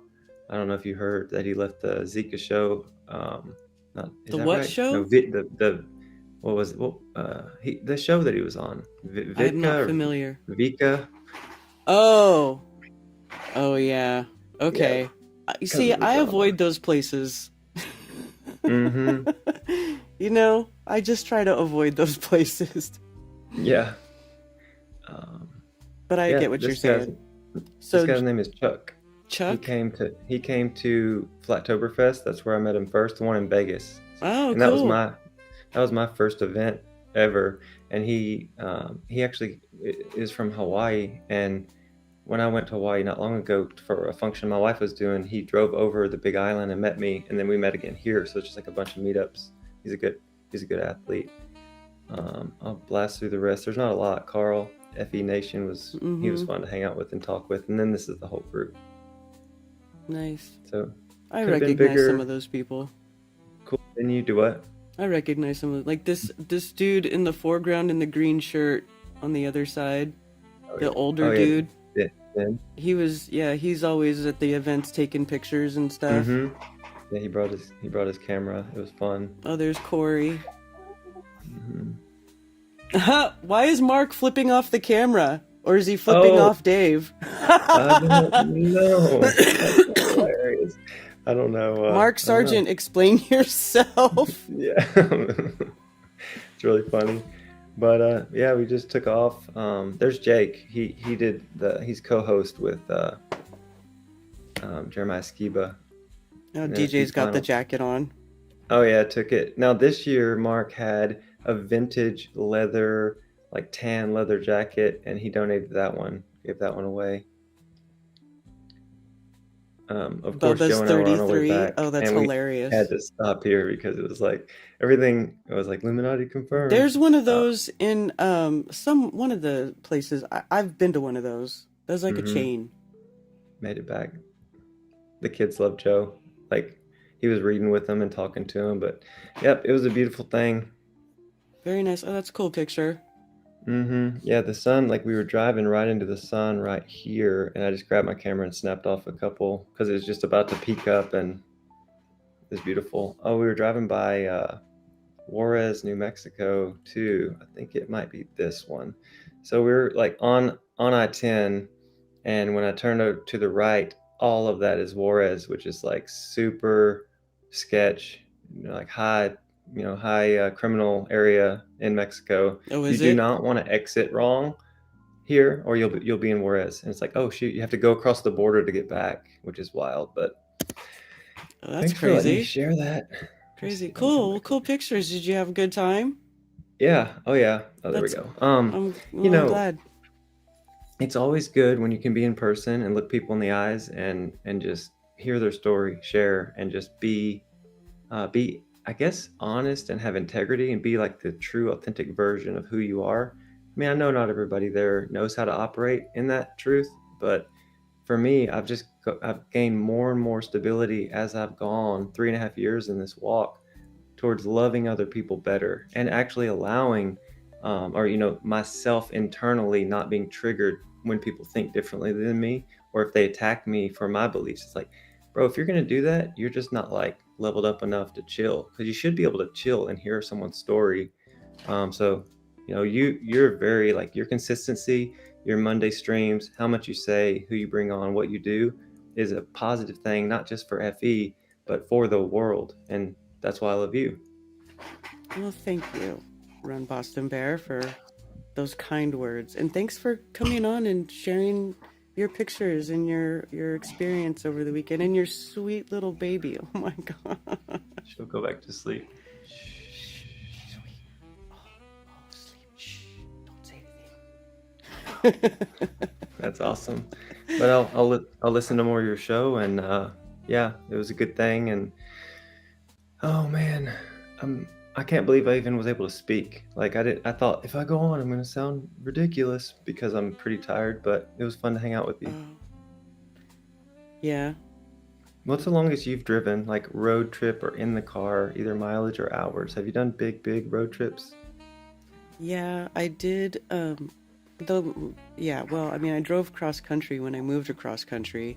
That was a lot of driving, but the most recent, the one road trip that always sticks out in my mind as something that I never want to do again is like when I flew to Amsterdam for the Amsterdam Flat Earth Conference back in 2019, and I had to catch the plane from New York to Amsterdam, right? But instead of getting a connecting flight from Charlotte to New York, I just drove my car to New York.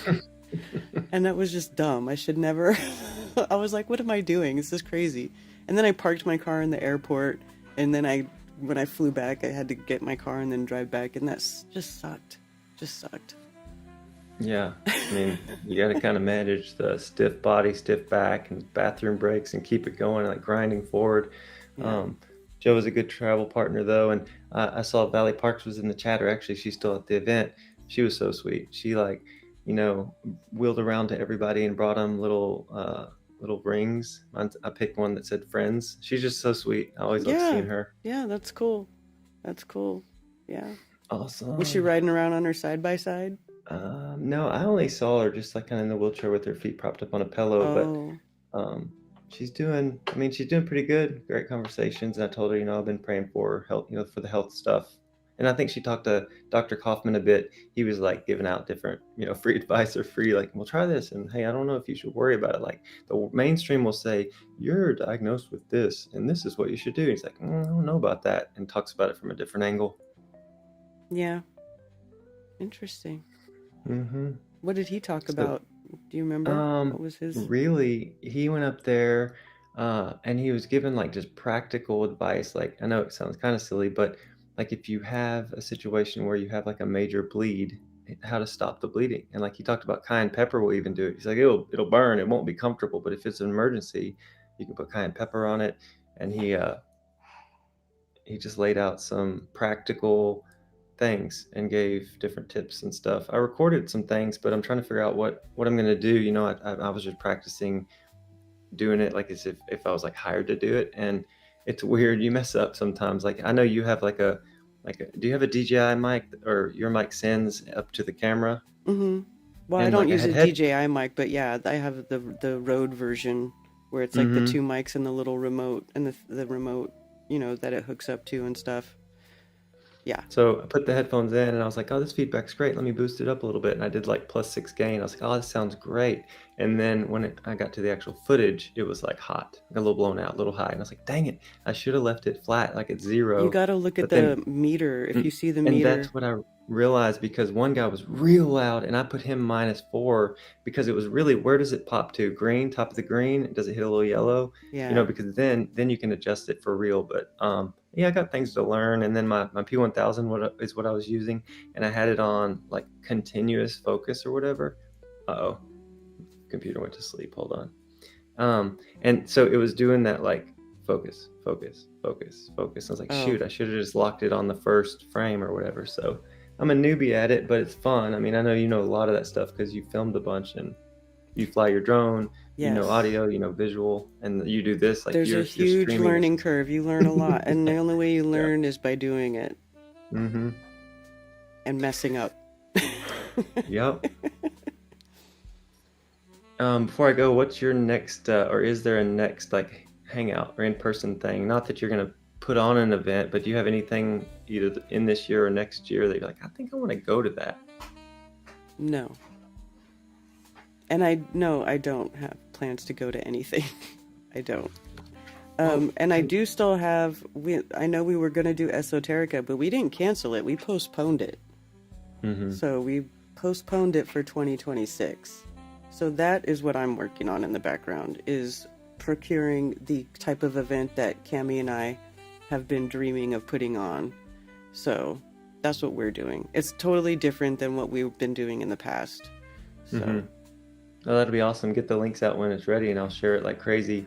I'm already planning to go to Confluence next year in 2026. It's in Bandera, Texas, and it's put on by like the Way Forward, Alex Zek. Yes, I'm familiar with that And guy. there's just really cool, folks that show up. And it's a camping, like you camp for 3 or 4 days on a regenerative farm. I always think that you and Ted should come to that if you have time in April. Well, we'll see. It's difficult because I have so many animals, and like I literally, it's like a little, it's just a lot going on here. So I would have to have somebody who can like watch my house and all my animals, the dogs, the cats, the chickens. Hey, say hi to Karen B. Hi, baby. Look, that's Karen She B. can't hear me. She can't hear you. But here, hold on. Here, now she can. Don't eat it. Don't eat it. Don't eat it. You hear her laughing? Can you say hi? Hi, baby. Hello. Hello, You're cutie breathing on the pie. mic. You're breathing on the mic real hard. Let it go. Hi, Let it baby. go. Look at her fingers. They're so white. She's squeezing it so hard because I'm trying to take it away. I mean, I can't pull it away from her. All right.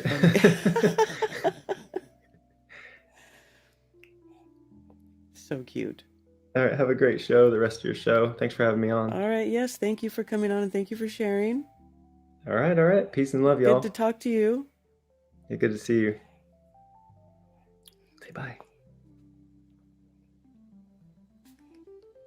Technology. She doesn't get a lot of screen time, so she's kind of like the dopamine's flooding her mind seeing the screen. All right, let's go play.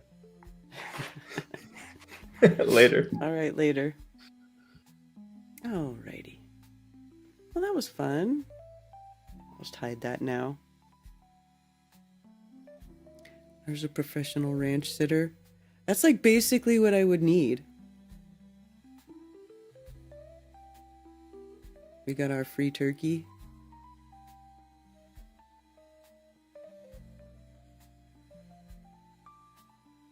Okay, what's going on? What are you guys talking about? The alternate way into Valhalla. Juarez.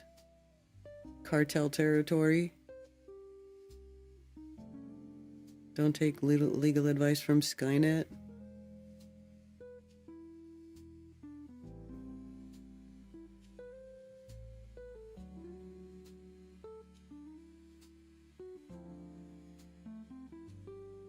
Dealing with court shit all morning. Oh, I'm so sorry, Thunder Chicken.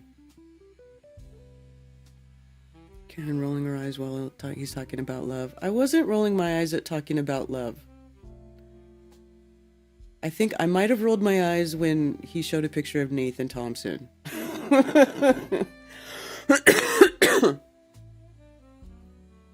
He's way nicer than me. As far as some people are concerned. I'll just say that. But, been here a long time and I've seen a lot of stuff.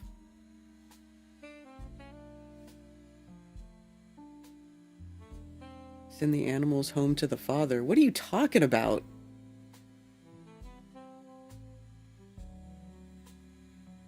Hello, Earth first, space later.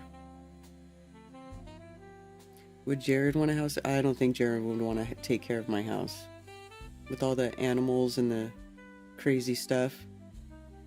It's just, like, it's cool. I love it. I love all the animals and I love where I live, but it makes it very, very difficult to leave. Like, even when I was doing Flattoberfest, my mom would fly in from California and watch the house and the dog, all the animals and everything. Because I just wouldn't trust anybody else. I don't trust strangers in my home. I'm funny about that. I don't like it.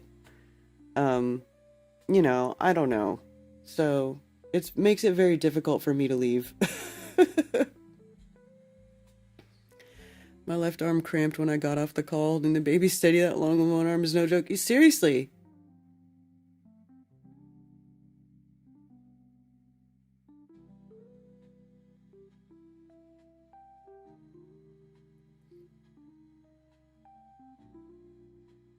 Cradleitis.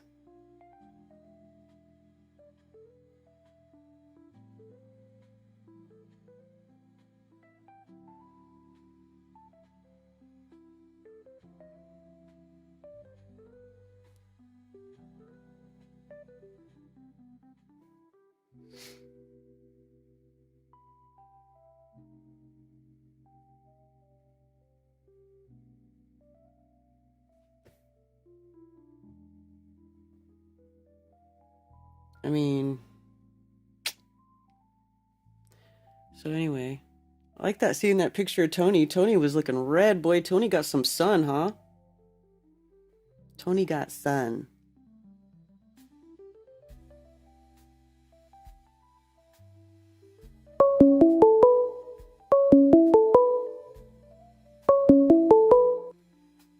Thank you for calling Coffee Talk. You're on with Karen B. Hi, Karen. Hello? Hey, can you hear me? 2, 1, 2. Yes. Can you hear me? Yes. Is this that Lowry? better? Yeah. What's up? I was just I'm had our first day off in like 5 months, and actually able to listen in. And usually morning's not my time, but it's nice to hear from everybody. I heard you talking about the drone. So I got the DJI Mini 2, which is like one step below the one that you have. And it's no joke, man. The learning curve on it is extreme. You don't know whether to look at the drone while you're flying it, and then you have to wean yourself off of looking at the drone in order to watch only the control screen, which totally freaks you out, because you're like, you don't know if you're going to drive it into a power pole, or if it's going to get blown behind you into someone else's house. And because out here in OBX, like, it is prime, sky watching area. So like, I'm really trying. I've got like 4 videos of sun fades now, and 2 of them were perfect. And then I realized that the camera was defaulting to a lower resolution. So even though I had the perfect shots, I've got like 4 of them in total. I have to go in and manually set it to 4K in order to get, actually pull off the sun fade, and actually get it from 2. We're shooting it from both at the ground level with an iPhone, so you can see that the sun is below the tree line, which there isn't much of one out here. So it's very flat and very noticeable, but you can get below where you can't see the sun, but you get the drone up high enough. I think we were up at like 33 meters or something. You can see that the sun's still up. But it is. The learning curve on it is really tough, but we're getting the hang of it out here. One I wanted to ask about was, because we've been looking for it and we haven't been able to find it. Have you been able to find 3i Atlas yet? Have you looked? I have not looked. We looked. I can't find it yet. I have not even looked. Yeah. Well, there's some people out there. Well, it's not even there. Well, I mean, there's still comments. I saw Haley's comment when I was a kid. So whatever a comet is, part of the display system or whatever we want to call it, but we should have premier viewing conditions out here, and I can't find it. And I'm using all the star mapping stuff on the iPhone that I can use to get the location. And then I'm turning off all the lights in the house, and our neighborhood is totally dark anyway, and still can't find it. So I don't know if anybody out there, I'm going to look at chat. Anybody seen it out there?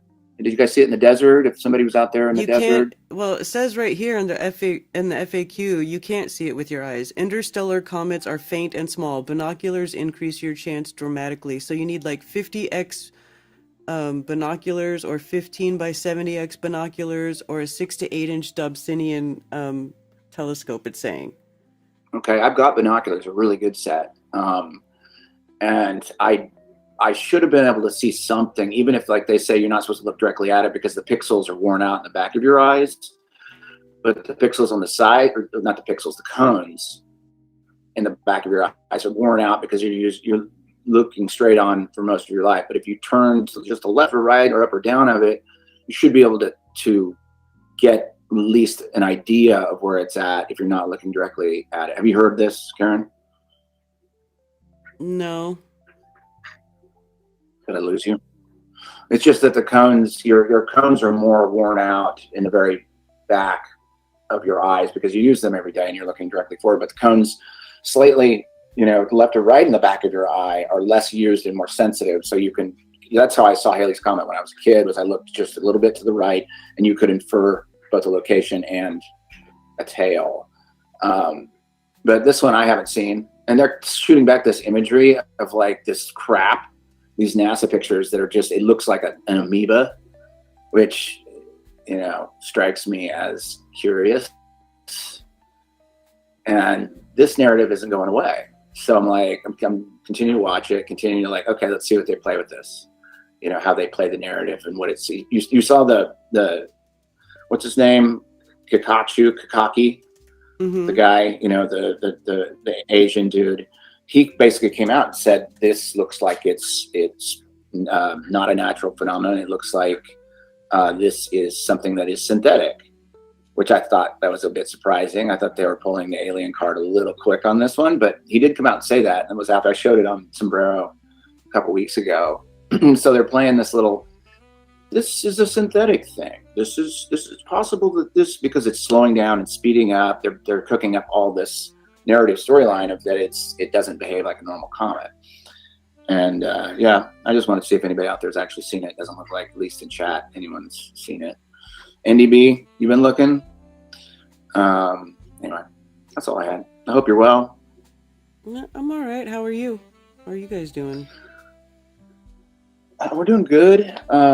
We've finally got ourselves settled in, and Nico's out.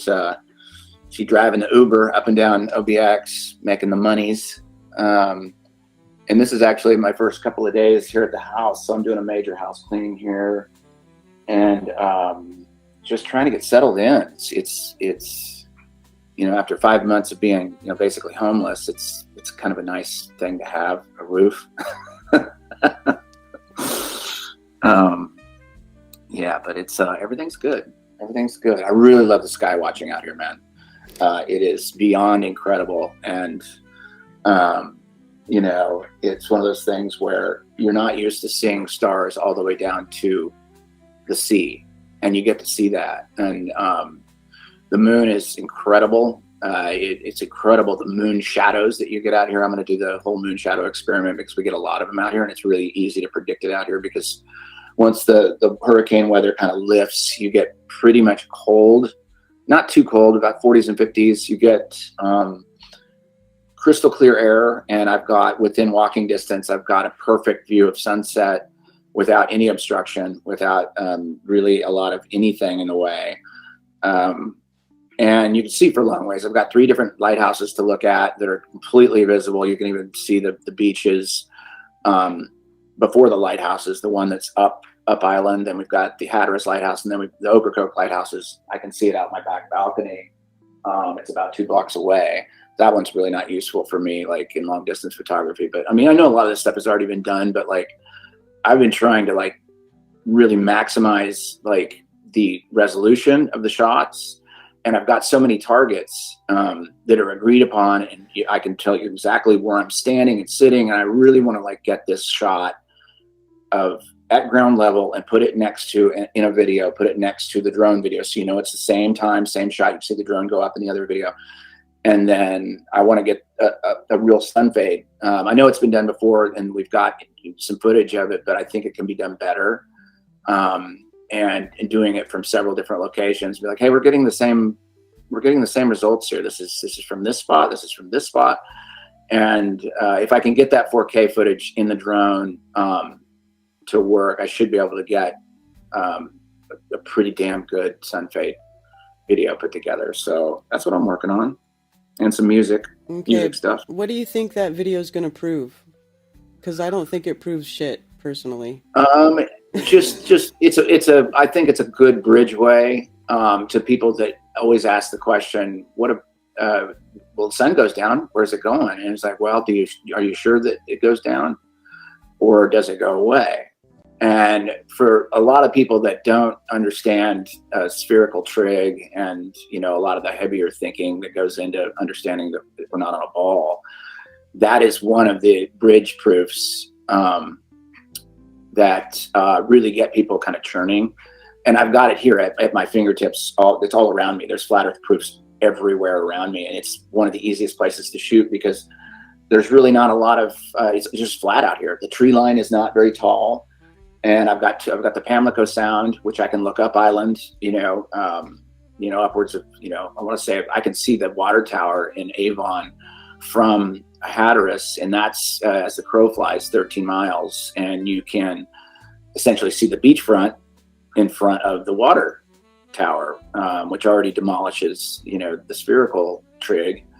And so, yeah, like really, it's kind of like if you live on the ocean, you get a lot of really great long distance tests, but this one you get long distance tests in multiple directions. And on a clear day, I don't even need binoculars to see the water tower in Avon from Hatteras. I don't even need binoculars. It's just right there. You just look, which is, then you throw the binoculars on it. I need to get a hold of a P900 eventually. I know they stopped making them, but I know there's a bunch out there on the market that I'm going to pick up. And then just shoot all this stuff and just do it as well and as clear as possible and do it in a format that's just really easily understood.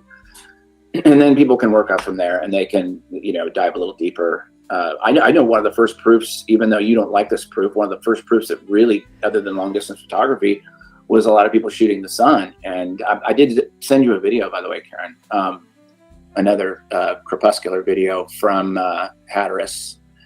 Which shows, interestingly, Where if did you get send it? I texted it to you in your phone. Okay. But it shows, is crepuscular or anti-crepuscular? I always get these confused. Which is it? You're just seeing the sun's rays come out from the center. Well, yeah, crepuscular and anti-crepuscular is just different directions based on your viewpoint, I guess. Like, so if they're on the horizon and they're going up, I guess that would be anti-crepuscular, and then when they're like the sun is up and it's going through clouds, that's crepuscular, I think.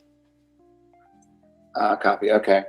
So the one I sent you has the rays diverting upwards, but then I pan. It's not really. There's nothing new about the initial part of the shot, but as it pans around and looking the other way, you're going to see not only is the sun lighting up the underside of clouds, but there's 3 different decks of clouds. You've got the underside lighting up, but then you've got clouds in the distance opposite from where the sun is lit up from the top.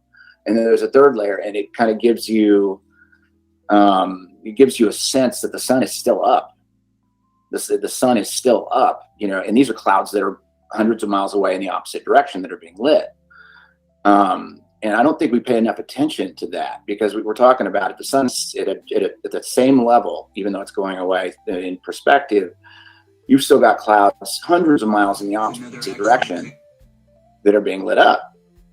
And that's very counter to, we talk about, you should see a globe shadow of a sun going down, which we've never seen. That's one of my favorite proofs too. But if you check out the video, it's basically panning over. You'll see 3 different decks of clouds. One underneath is being lit up. Then you've got clouds hundreds of miles away in the opposite direction being lit up. And then I think the third layer, I can't remember what I came to a conclusion on that was. But we get these shots all the time. Is this it? Yeah. It's got some audio to it too. Yeah, but you were talking, so I muted it. Looking.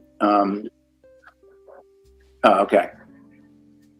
I'm kind of behind because I'm looking off your live thing. But anyway, it's going to pan here in a little bit. But you can see, the locality of it. You can see how it's interacting with the clouds, and it's in its most, in its closest position to them. They're all lit up from different sort of sides, and then you could see the anti-crepuscular rays going upward.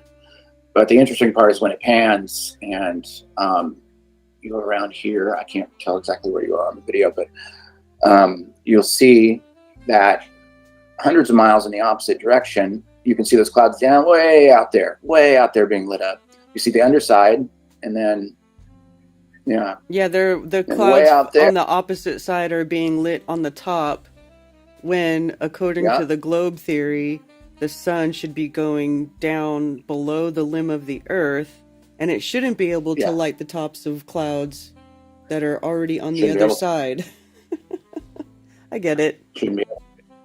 I get it. I get these shots every day. It's just and it just kind of brings me back to the basics of like why I, ultimately, for me, got my arms around it. Was if you just take a look around and you get these kind of opportunities to look at and have it's like 180-degree view with no obstruction, just seawater.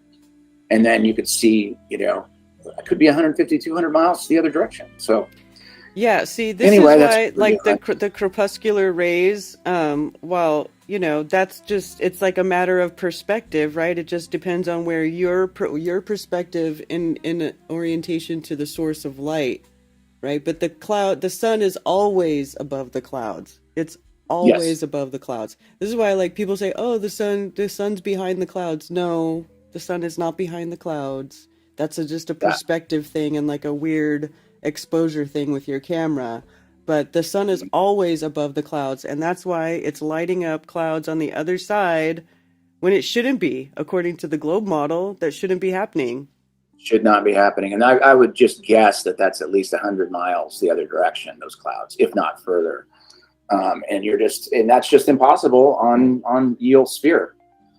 And I'm hoping to get some more stuff like this. That's just like, I mean, you just can't walk away from it. Most people respond the best, at least if they're not really understanding what's going on. What we talk about is just visual evidence to the contrary of the globe, and that's one of them. And I see this every day. I'm just like, wow, Yeah. it's just gorgeous and beautiful. But anyway, I'm talking too much. I'll let somebody else call in, but I'm gonna keep listening. All right, cool. Well, it's good to hear from you. Yeah, and we'll chat soon. All right, take care. Bye. Hey. I thought corpuscular were heading towards the real sun and anti are on the opposite side when the sun is not, but the rays appeared to be converging there.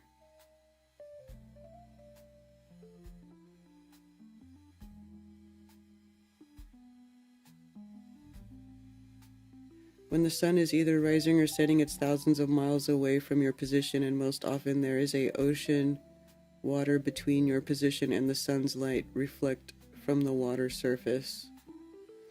Well, I will say, like, when I recorded the sunrise over the ocean, it definitely looks like, if you really examine it, that the first thing you see of the sun is the reflection of the sun and not the actual sun. Like that little blip that starts there on the very horizon when it first starts to show up. Let's see, let's bring it up. Let's look at it. Let's look at a sunrise real quick, because it's fun. It's fun.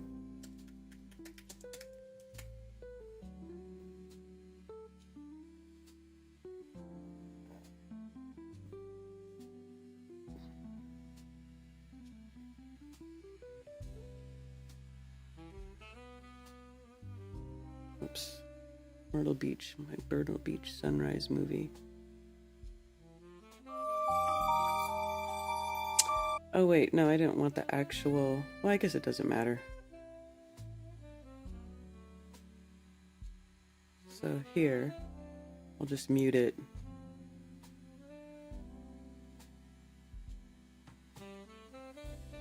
See? Right there?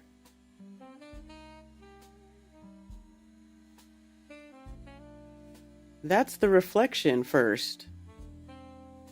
And then, when the sun orb gets close enough, it starts to peel off from the reflection and it like goes up, starts to appear to arise. So here is like, you can see this line here where it's like starting, this is where the real disc is coming in. This is a reflection, and then the real disc is like popping out of the top of the reflection. It's a really weird phenomena. At least that's what it looks like is happening to me. I remember this footage from years ago. Reflection on the sea comes first at sunup. Yeah, it's wild.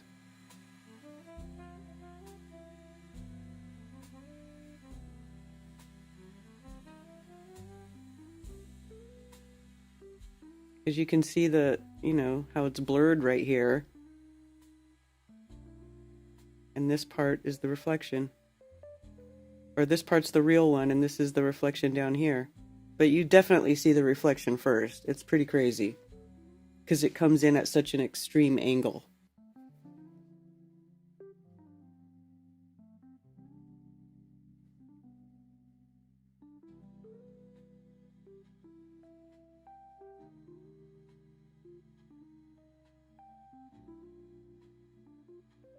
Well, sometimes,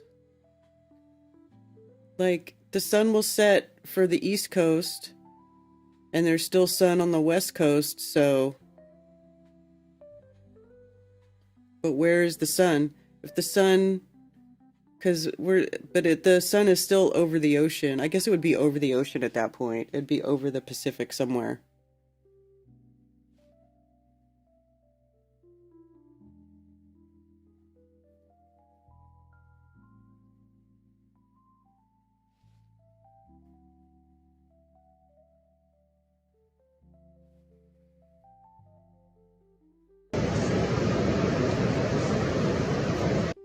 It's just ocean noise.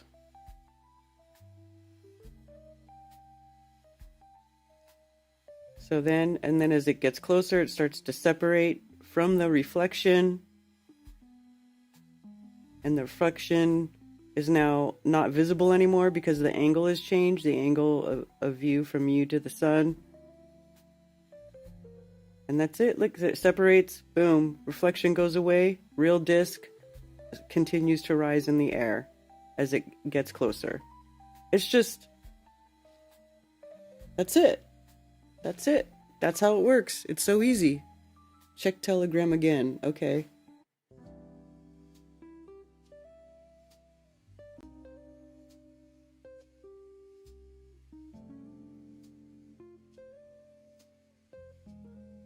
Why are you saying corpuscular? Isn't it crepuscular? I have to look now.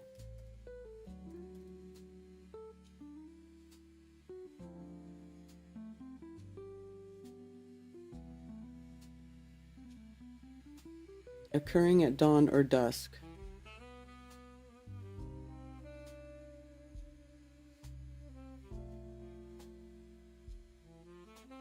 Which is when you see crepuscular rays.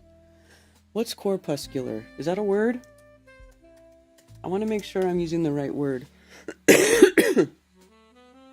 Corpuscular, pertaining to or composed of corpuscles or small particles. That which attempts to account for the phenomena of nature by the motion, figure, rest, position, etc. of the minute particles of matter.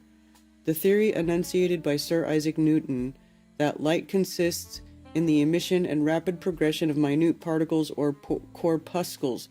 Ah! So this is weird. Let's look at it. I mean, come on. So corpuscular refers to something that is related to or composed of small particles or corpuscles, such as blood cells or minute particles of matter. Crepuscular, which is what I thought it was, occurring at dawn or dusk or both. So, very interesting.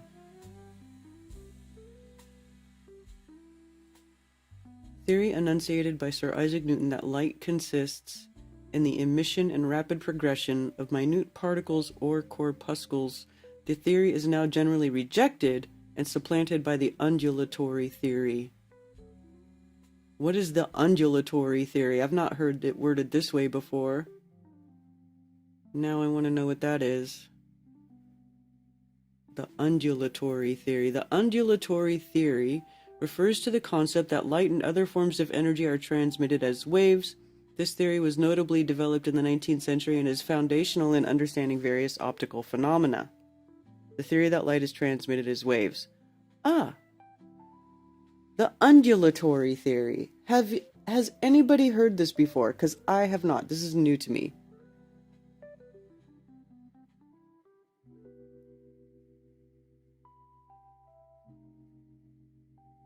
You can use that, Bill, or you can also use this app that I use. It's called Flat Earth Pro. It's called Flat Earth Pro. And it also tells you where the sun is according to time. So right there gives you the moon, the phases of the moon. I actually really like this app, and there's no garbage attached to it. It's just a clock. It's not, I mean, it doesn't have a clock, but it's just the FE map, and it tells you where everything is in relationship to north. And you could change your location. You can change visual settings too. You can Well, it does have time. It has a clock at the bottom. And then it shows you in space where the sun is over the map. And so it's pretty cool. Gives you the weather. Has a compass. Can change your location. Anyway. Flat Earth Pro. You sent me a video?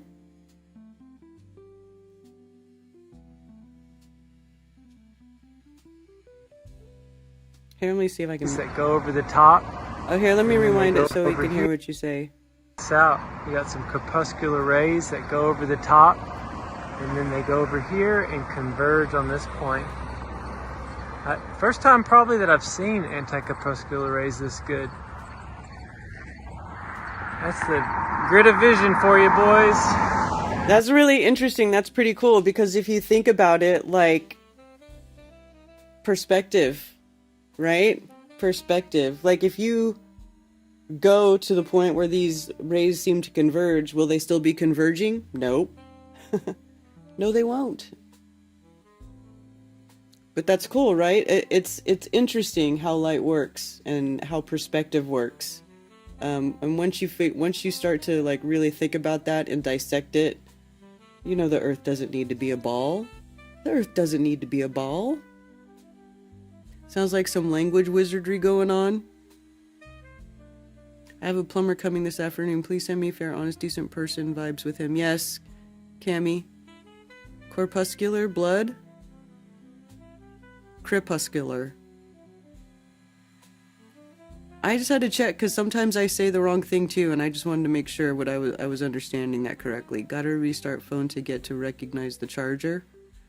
If you are U.S. East Coast at sunset, the sun is way above the Pacific Ocean. Let's see what it says right now. Let's check it with this app. I'll check it. So, right now at noon, actually right at noon, it's saying that the, let me see if I can. Oh, please.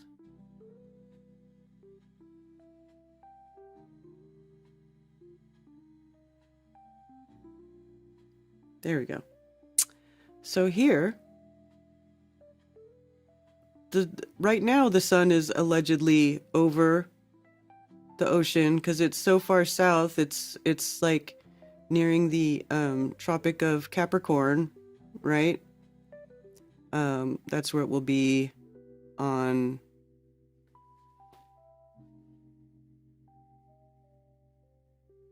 let's see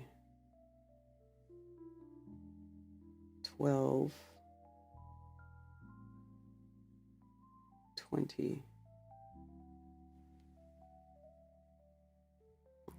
So that's where it will be on 12/20 over the Tropic of Capricorn. I have Mercury selected here for visibility, and then it's a new moon phase at that time. So even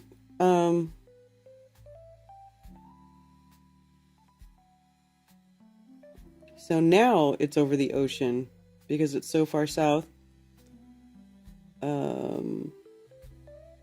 But then let's see. For us, sunset is let's see, 13, 14, around 5 or 6. We'll put it 6. Yeah, so for me, sunset at 6. See how the East Coast is in darkness there? Maybe let me put it back an hour.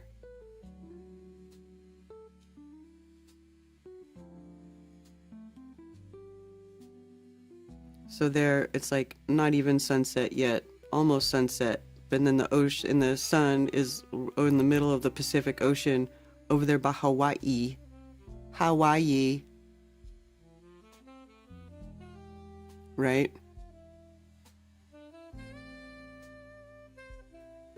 That's how it works.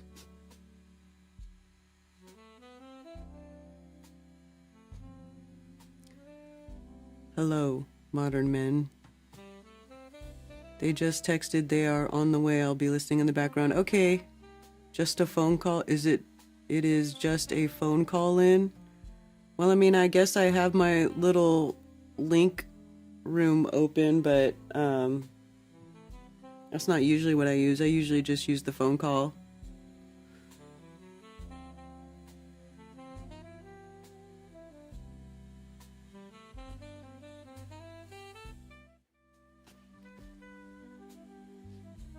Undulatory theory.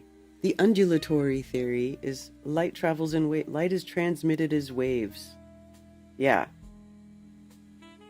You know, and of course, if anybody who's been listening to Cami or me long enough, you'll know that, well, and Cami will attest to this because she was a gemologist for many years, that when it comes to money, high value items, oh, you better believe light's a wave. Light's a wave, and you're measuring the refractive index of all these shiny, expensive gems. I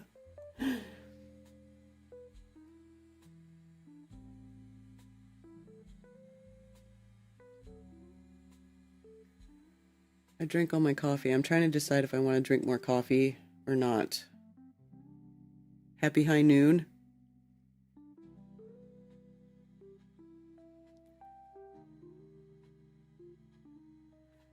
Yes, it's about noontime here. Right? Yep. Because the sun is just about in line.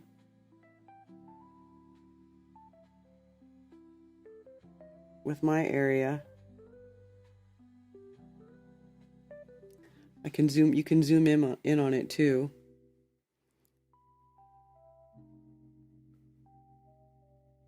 So, you know, right there on the East Coast, it's pretty much in line.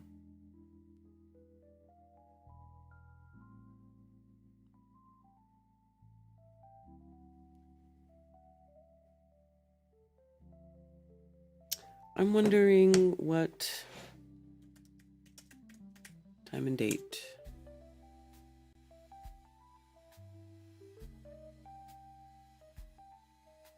12/12, which is also 33.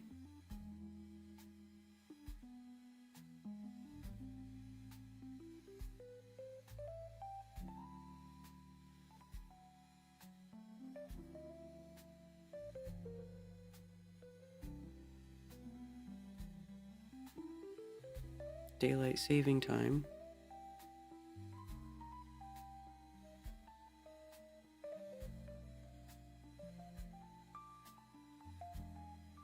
Oh, savings time is the summertime. I had this backwards. I was telling Ted it was the other way. I thought it was the other way. I freaking hate the time change.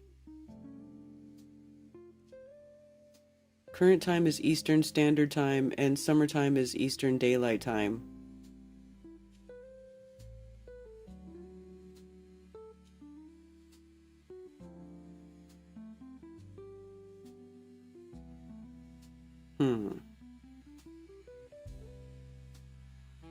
So this is standard time, and summertime is the time change. Why would we have to... Oh, you guys can't even see what I'm seeing.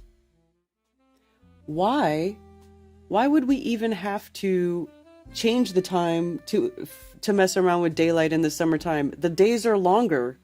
So what is even the point? What time do you have to save? Because the days are longer in the summer. So why would we even change it? 10:14 in Arizona. Right now it's 10:14 in Arizona?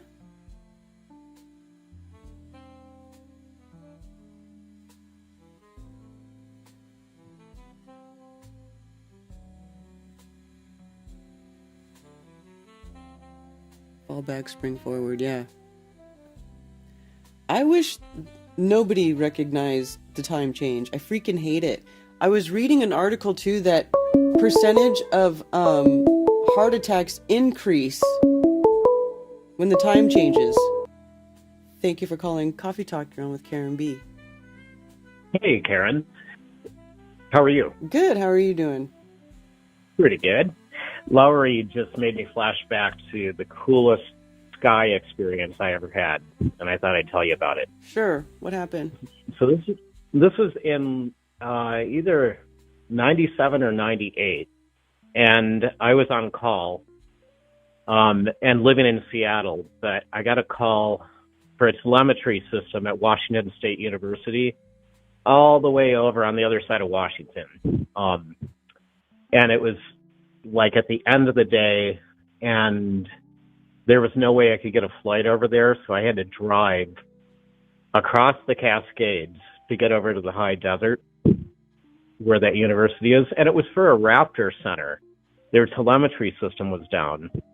So it wasn't even a human hospital, and I was just so annoyed. It's like, oh my God, I've got to drive like 5 or 6 hours both directions. Anyway, and I think it was a Friday, which was way more annoying. Anyway, off I went. I got him up and running. And when I left, of course, it was pitch black outside. And it was super clear, like incredibly clear. It was really cold. There was no snow on the ground. But you know how when it gets really cold, the atmosphere can look like it completely goes away all the way down to the ground? Mm-hmm. Yeah, it was like that. And the people at Wazoo, at the Raptor Center, were telling me that I really should not take the interstate back, that I'd enjoy going through the undulating hills. See what I did there? I used the word undulating. Mm-hmm. That's where that theory name comes from. Anyway, those rolling hills in eastern Washington are high desert, and there's no trees. And Hellbop was out. And of course, I'd been seeing Hellbop in the news, but living in Seattle, all the light pollution, I didn't really see it. But when I came out of the Raptor Center, it was just bigger than life in the sky. And it had this curved tail. And so I start driving through these hills just in the middle of nowhere, just no one around for, I don't know how many miles. Got like an hour into the drive, and I just couldn't believe that I could see the Milky Way and the stars all the way down to the ground, like Lowry was saying. Mm-hmm. But Hellbop looked like a Walt Disney artist had painted it in the sky. It just didn't even look real. And it was huge. And you could see it with your naked eye? Oh my God, yeah, it was huge. Wow. And super massively bright with this curved tail. And it was like lighting up that part of the sky. So I was just in utter disbelief driving, and I finally stopped my truck, and I turned it off, turned the lights off, just off on the side of the road. And there were these, like I said, rolling hills on both sides of the shoulders of the road. So the road's like this ribbon going through the hills. Mm-hmm. But it was so clear that you could just see the Milky Way from side to side with Hellbop right in front of me. And it was so pitch black that I couldn't make out any detail of the hills. So they looked super jet black. Mm-hmm. You couldn't tell that they were hills. You could just see an absence of stars where those were. Yeah. Anyway, I was so awe-stricken. I don't know how else to say it. I suddenly felt like it was all going to swallow me up. And it weirdly struck terror in me, like this sudden feeling of terror.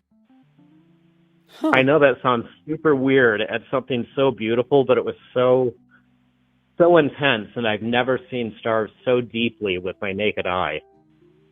And Hellbop and those inky black hills surrounding me, it was so weird. I ran back to my truck and jumped in it and turned the lights on and turned the radio on as fast as I could. That's pretty cool, though. Where was that again? Oh, this was in eastern Washington in the high desert. Okay.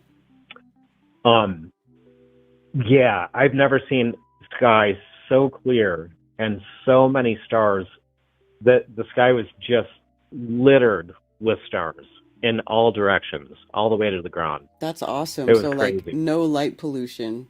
So that's cool. Yeah, yeah, it was amazing. And oddly scary. I felt so insignificant. Now, was this before Flat Earth?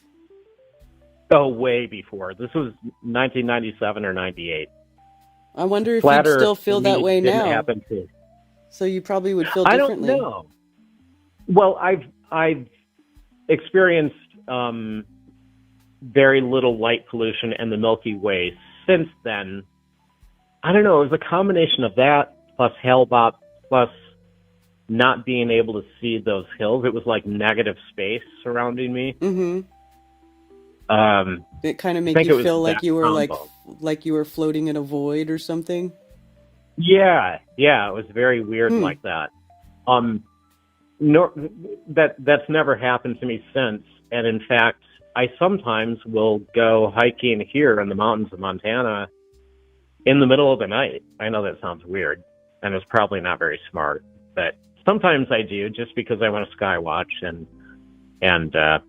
I've got mountains right outside my door, so I can just walk out there with the dogs. Well, that sounds Anyway. awesome. That sounds awesome. Actually, and it doesn't sound weird to go out at night. Like when I was a teenager, one night my mom came in, and I used to ride a horse. I had a horse that I would go riding on when I was growing up, like when I was in junior high and stuff. And so one night my mom comes into my room. She's like, "You want to go for a midnight ride?" And I was like, "Okay." And like we went out. It was a full moon, and we took the horse out in midnight, out in the hills. It was fun. That is so awesome. It's just a totally different experience, so I totally get it. Yeah, your mom sounds cool. My mom did that one time with me. I grew up in Michigan, and all of a sudden my mom is, shaking me awake in the middle of the night because she'd noticed the northern lights. And she knew I always wanted to see them, so she's waking me up in the middle of the night to come outside with her. Yeah. We didn't have horses, unfortunately. That'd be cool. Yeah, it was fun. Anyway, you should look up images of Hale-Bopp. How do you spell it? Hale, and second word BOPP. BOPP.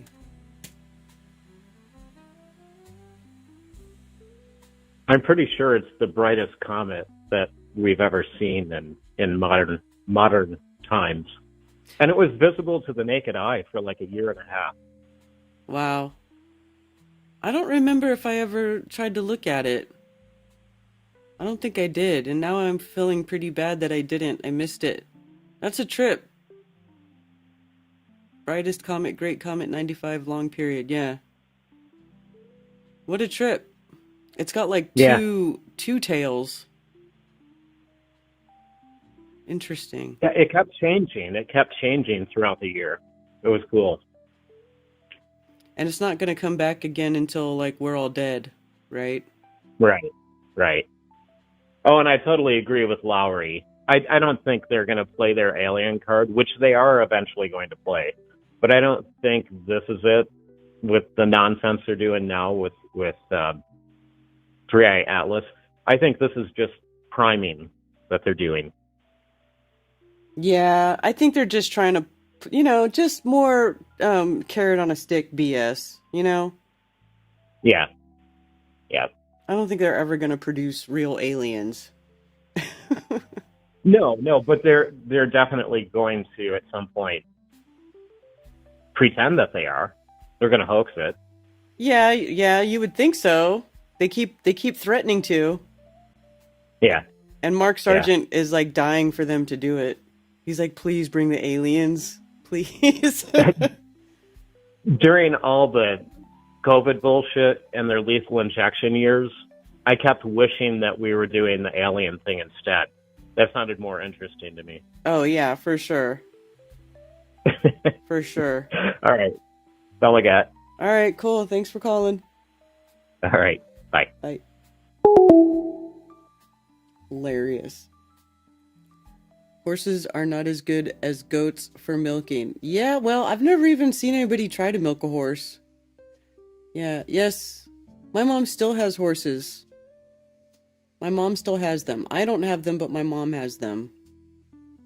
And yes, I grew up riding. I would go riding my horse after school most days. Maybe he felt that right when all those cult members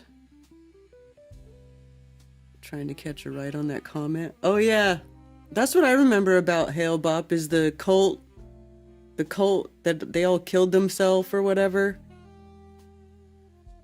Can't say I've ever seen a horse with a milk sack. I mean, my mom's we've had, foals and stuff where the foal is nursing from the mother, so there's definitely milk there, but they don't have like hanging teats like that you can like squeeze milk out of like a goat or a cow.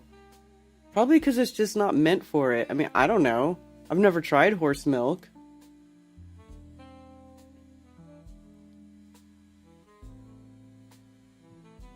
What the fuck are comets? I don't know. What are comets?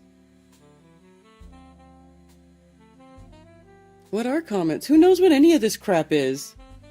Like Rum Boston Bear was showing those deep sky pictures that Joe Hanvey was taking, I guess. People take deep sky pictures of all these weird things in the sky. Nobody knows what any of that shit is. Nobody knows. They just make up cool stories. They're like, oh, it's this random gas cloud, this gaseous nebula cloud out in space where it's a vacuum where gases actually expand in space, but not this area. This is like a pocket of gravity, whatever, pocket of not vacuum, whatever. They just make up stories about it. Nobody knows what any of this crap is. It's pretty interesting though. That's pretty cool.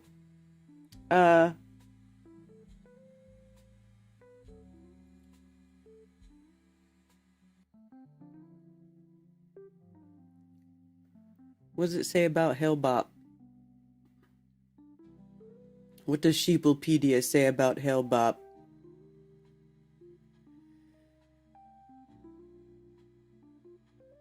The comet is a long-period comet that was one of the most widely observed of the 20th century and one of the brightest seen for many decades. Alan Hale and Thomas Bop discovered comet Hale Bop separately on June 23, 1995, before it became visible to the naked eye. It is difficult to predict the maximum brightness of new comets with any degree of certainty, but Hale Bop exceeded most predictions when it passed perihelion on April 1st, 1997, reaching about a magnitude 1.8, minus 1.8. Its massive nucleus size made it visible to the naked eye for a record 18 months. This is twice as long as the Great Comet of 1811, the previous record holder. Accordingly, Hale Bop was dubbed the Great Comet of 1997. What was I doing in 1997? That was 2 years after I graduated high school. I don't know what I was doing. I was screwing around, I think. Hale had spent many hundreds of hours searching for comets without success, tracking known comets from his driveway in New Mexico when he chanced upon Hale Bop just after midnight. Comet had an apparent magnitude of 10.5 and lay near the globular cluster M70 in the constellation of Sagittarius. Hale first established that there was no other deep sky object near M70 and then consulted a directory of known comets, finding that none were known to be in this area of the sky, blah blah blah blah blah. Interesting.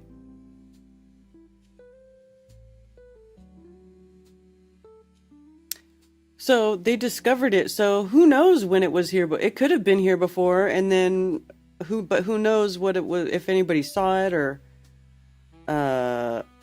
was it documented? I don't know. What are all the known comets? And do they ever come back? What is this?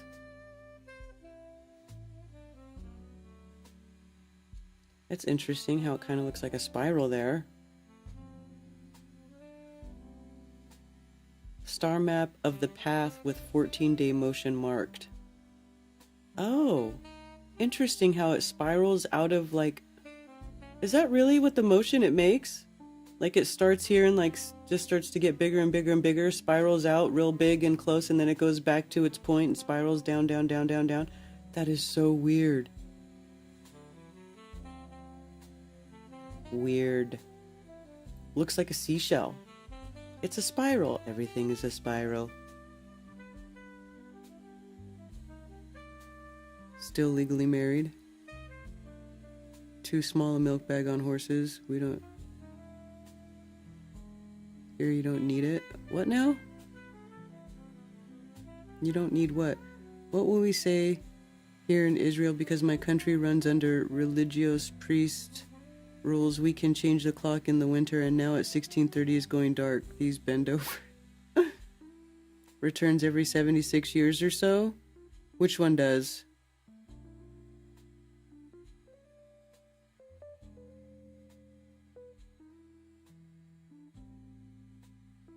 We don't need time change anywhere. Nobody needs to change the freaking clocks. Just leave it.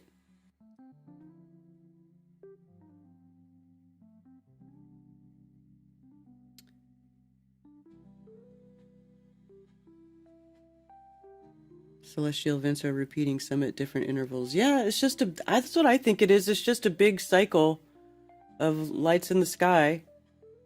It's just a giant... And who knows, whatever these different things that come into our space or come into view are just introducing the different energies into the world, their influences, whatever they are. Who knows? Who knows? Comet Hale-Bopp in 2001 at a distance of nearly 2 billion kilometers from the sun.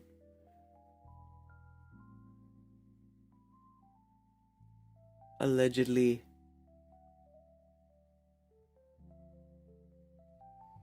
After its perihelion passage, the comet moved into the southern celestial hemisphere. The comet was much less impressive to the southern hemisphere observers than it had been to the northern hemisphere. And why would that make a difference? Because seriously, that shouldn't make a difference. Southerners could see the comet gradually fade from view during the second half of 97. The last naked eye observations were reported in December 1997, which meant the comet had remained visible without aid for 569 days, or about 18 and a half months. That's crazy. Previous record been set for the Great Comet of 1811, which was visible to the naked eye for about 9 months. Sketched by William Henry Smith. So, yeah, interesting. Long period comet. Next perihelion around the 48th century, allegedly. But you know, how would we ever know? Because how far back do our sky observations go? Let's see. Let's see. Known comets.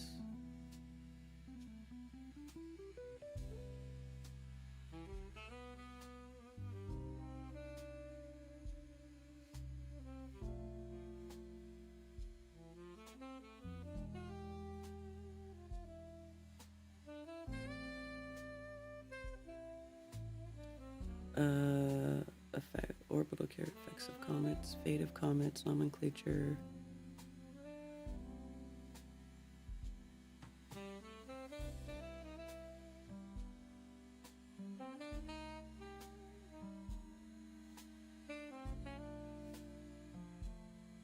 Great Comet of 1577.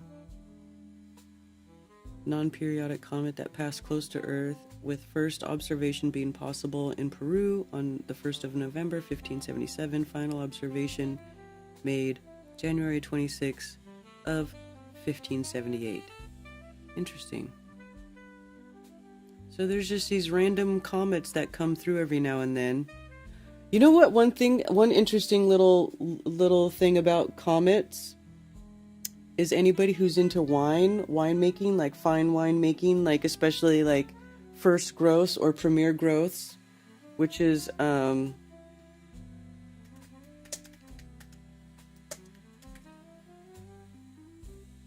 first gross or premier cru are a classification of the highest quality of wines from the region of the Bordeaux region of France. So Chateau Rothschild, Chateau Margaux, Chateau Haut-Brion, Chateau Latour, Chateau Mouton Rothschild are all these they're like these big chateaus in France, in the French countryside, and they grow these wines, these Bordeaux wines, and they're like hundreds of years have been famous. Like this is like a centuries old thing for France, right? French wines. Something interesting to know about these wines is any year that has a comet is a premier year, right? So it's like of the premier gross or the premier cru, they have certain years that are like held to be like the best harvest, like the best, most complex tasting, like the best of the best. And these years are years that have comets. So there was actually a movie that was made many years ago called Year of the Comet, and it's about this very special, but like the whole thing, backstory of it is like this special bottle of wine, blah blah blah. So it's just an interesting thing. Let me see if I can find something about it.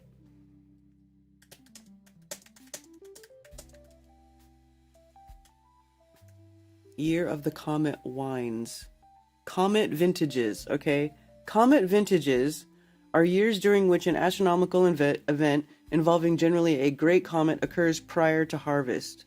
Throughout the history of wine, winemakers have attributed successful vintages and ideal weather conditions to the unexplained effects caused by the comets. Some of the most heralded vintages in the last couple of centuries, such as 1811, 1826, 1839, 1845. See, like for many years, this has been a thing. And 1989 vintages have coincided with a notable appearance of a comet.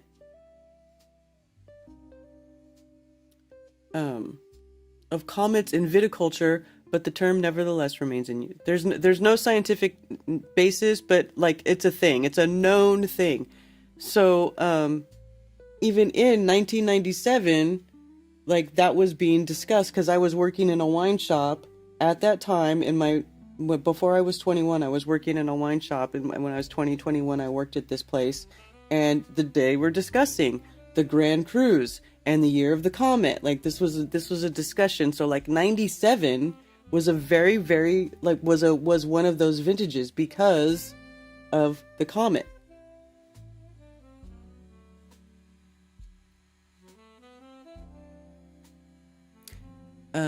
Anyway, just thought you guys might like to know that. You guys are all talking about smoking weed.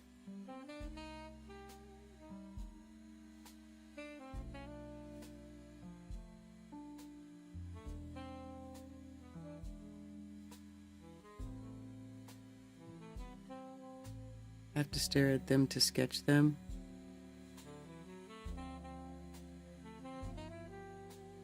Three bong hits this morning. Smoking my first doob. You guys are a bunch of stoners. Sup, stoners?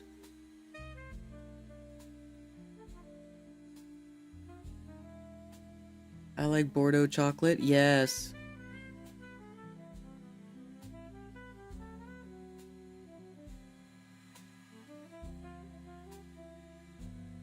Is it time for barbecue in Haiti? Oh my god.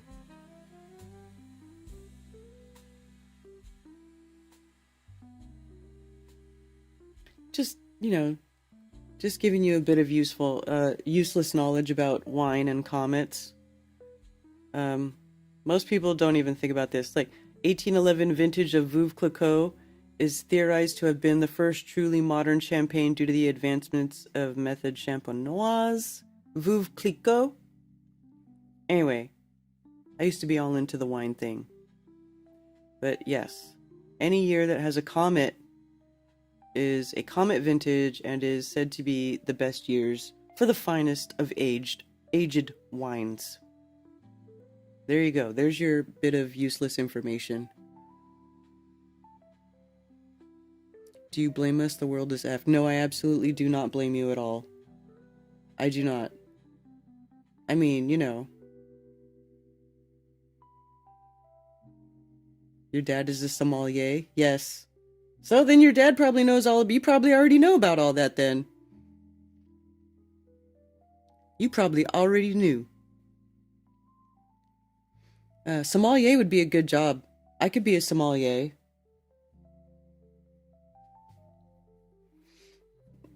I tasted a lot of wine. I learned a lot about all these crazy types of wine that like most people don't even know about.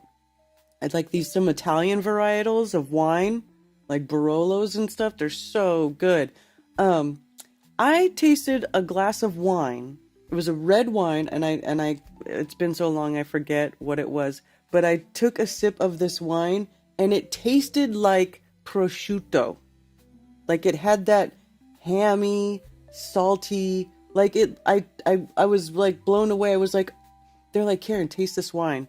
And I had just come from Italy because my mom and I took a trip to Italy, and this was before I stopped eating pig. And I had been eating like Italian real cured prosciutto from Italy, in Italy. And I came back and I tasted this wine and I was like, holy crap, it tastes like prosciutto. That is just, it was the most bizarre thing, but it was also really cool. Very interesting.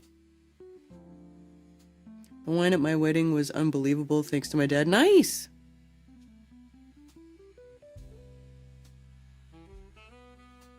Hey, Artez. Yeah, a little bit of wine talk. A little bit of wine talk. You like a good Cab Sav? Yeah. Yeah, I like those too. I prefer red wine. I also like some rosés. I like a good peppery Zinfandel, but those are hard to get. Most Zinfandels are like high fruit, real jammy. But I like a good peppery Zin. Those are my favorite. I also like Rhônes. Rhône is a varietal. Rhône is actually in France. Okay, so when you talk about French wines, the varietal is not really the type of grape. It's the region in France where it's grown. So like Bordeaux's in France is from the Bordeaux region, but the grape is a Cabernet Sauvignon grape typically. So a Cabernet Sauvignon that is grown in Bordeaux is known as a Bordeaux, etc. So they also have like the Rhone Valley.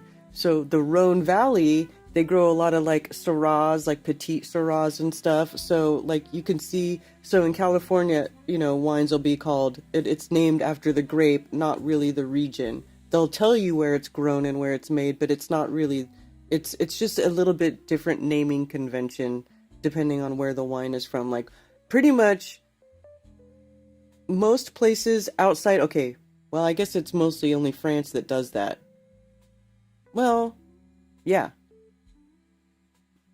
France calls their wines by the region, not by the grape. And then everywhere else names their wine by the grape varietal, and then they tell you the region where it's grown. So like Russian River Pinot Noir. So like Russian River Pinot Noir, Russian River in California, and Pinot Noirs from the Russian River area are very well known in wine circles, right? Like Russian River Pinots are the best, but it's called a Pinot Noir. That's the grape. The grape is the Pinot Noir. Russian River is where it's from. It's just a weird thing. Another thing about a wine. I only take a swig of wine now and then to avoid heartburn and help digestion. Red wine's good. Dry white was my preference with white, so like a Sauvignon Blanc. Yeah.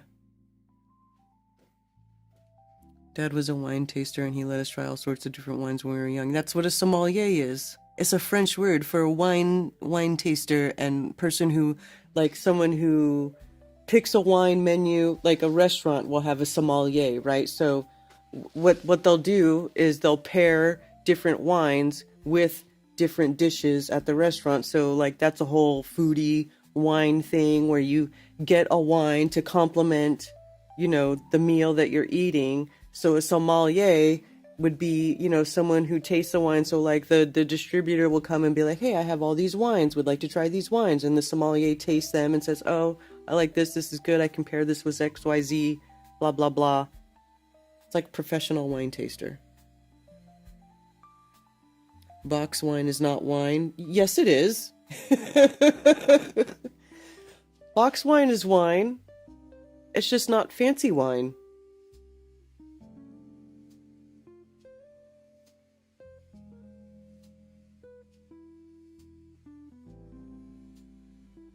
I like white wines are good. White wines are good on like a nice hot summer day. You get a nice cool Sauvignon Blanc or a Viognier, a nice crisp Viognier, or a Chardonnay, like a nice buttery Chardonnay. Or you can get those like ones that are a little bit more fruity, a little pear, citrusy. White wines are good too. They serve their purpose. I like them both, you know.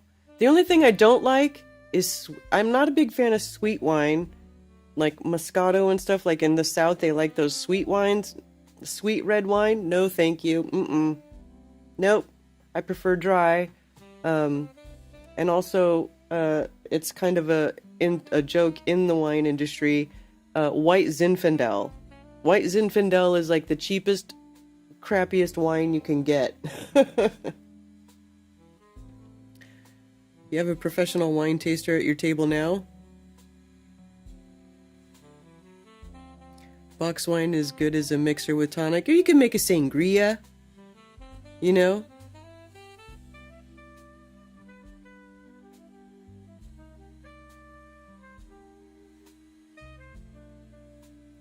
A Lambrusco? I'm not familiar with Lambrusco.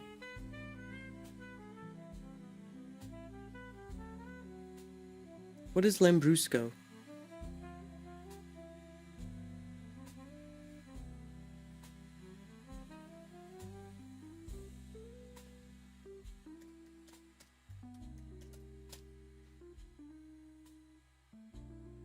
Wine online. The name of both an Italian red wine grape and a wine made principally from the grape. Oh, okay. Lambrusco is a varietal. The grapes of the wine. 4 zones. Ah.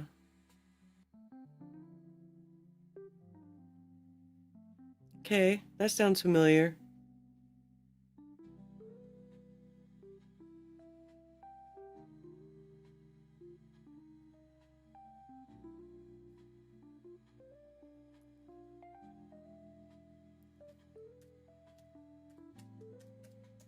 It's been a long time since I've been into wine, so I have to dust the cobwebs off my wine knowledge.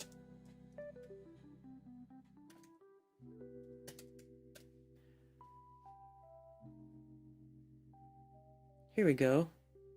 Ooh, this looks interesting. Let's see this. Wine varietals. Nebbiolo, Chianti, Sangiovese. Yes. Okay, here we go. Barolo, that's the one I thought. Moscato. That's usually, don't they turn that into like a Prosecco? Maybe? No. Pinot Grigio, which is like, it's like an Italian white varietal. I like Pinot Grigios. Yeah, Prosecco. That's usually turned into like a sparkling wine, a Prosecco. Okay, and like even Champagne. Champagne is named after the region Champagne in France, but it's just a sparkling wine.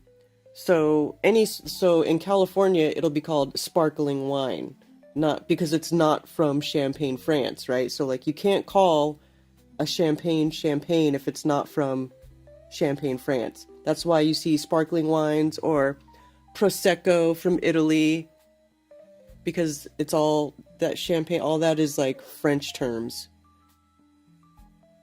What part of France is Boone's farm from? That's hilarious, Billingtano. No one has had Marty Laguina's from Curse of Oak Island wine? Nope, I have not. Grappa at every corner. Ever been to Italy? Yes. Yes, Serious B. Me and my mom drank grappa.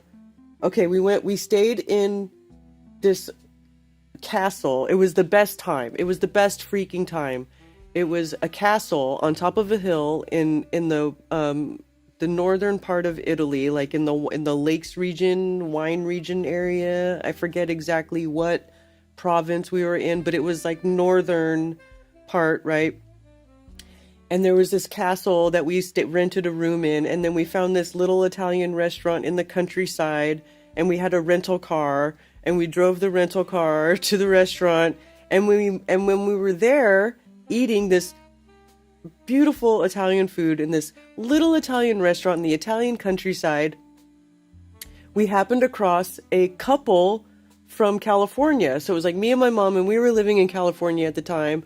And then we ran into this American couple, and they were from like Monterey or something. Like they were from not far from where we were from in California, and we happened to, meet at this restaurant. And because we all were Americans and spoke English, we ended up sitting together and having dinner together. And we had grappa at the end of the meal, and my mom was trashed, and the couple was telling me, they're like, you need to drive home because she shouldn't be driving, right? So I was like, okay, I'll definitely drive the car back to the castle after pigging out on great food and wine and drinking grappa. And I made a wrong turn. I went down the wrong road, and it got real dark real quick. And it was like somebody was building something there, like a house was being built there. And I had to turn around in the dark, and I was slightly inebriated, and I hit this pile of like construction material with the rental car, and my mom, who was passed out in the passenger seat, wakes up as soon as she hears the noise of me running into this pile of construction material and damaging the rental car. And she's like yelling at me, and I'm like, oh my God, shut up. I just want to get out of here. I'm just trying to get us home. And it was like this whole ordeal. But we ended up making it back to the castle, and we wake up the next day. We're both completely hungover. And my mom was like, we had to leave the castle and like go to our next town or whatever that we were going to go to in our little Italian vacation that we were on. We spent like a month in Italy, like driving all over Italy. So we're that happens, right? So I wrecked the rental car in this little Italian town. So then later that day, we pack up all our stuff in the rental car, and we have to go to the next city. And in Italy, they have what's called the autostrada. Okay, it's like Germany has the autobahn. Well, the Italian version is the autostrada, and it's actually just like the autobahn, where there's like not really there's no speed limits posted, and there's 2 lanes, okay? And you get on that autostrada and you hit the fucking gas. You hit that gas, or you're gonna have some Italians so far up your ass honking their horn like you better get on that shit, right? So, and the on-ramps were very small or short. So my mom is driving, and we're getting onto the autostrada, right? And it's like she was literally bitching me out for having wrecked the rental car. This is a great story. I love this story.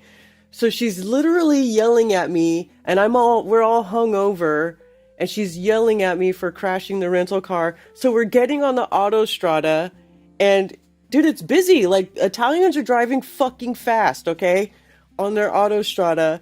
And so my mom's like trying to merge, and she doesn't go fast enough, right? I'm like, and she didn't get over fast enough, and like swipes the whole side of the car on the like the railing, like the little guard railing on the side of the freeways, like from beginning to end of the car, just like scratched the whole side of the car. It was hilarious. I was like, I wanted to just die laughing, because she was sitting there yelling at me because I crashed the car when I was drunk last night, and here we are, she's getting on the freeway, totally swipes the side of the car because she didn't get over and merge fast enough onto the autostrada. So we totally trashed this rental car in Italy.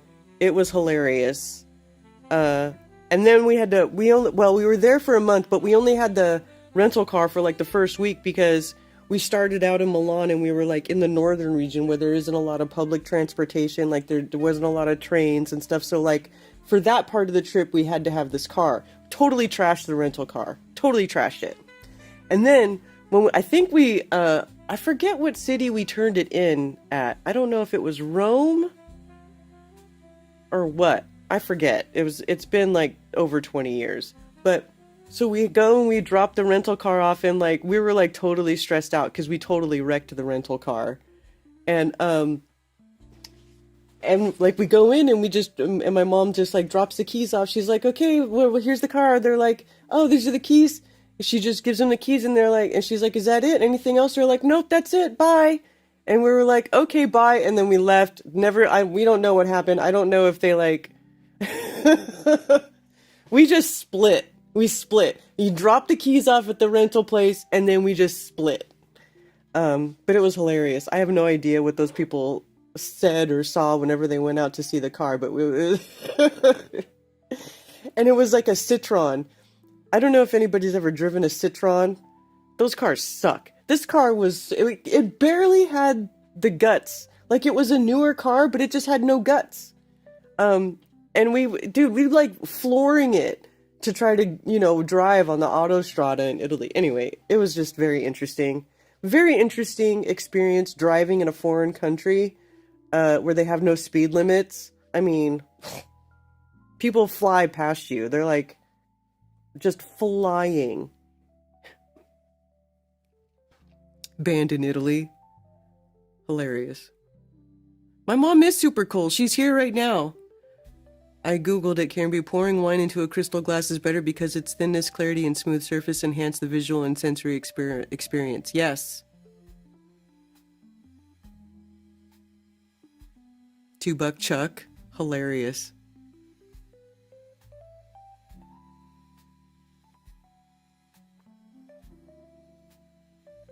My favorite wine is Crown Royal.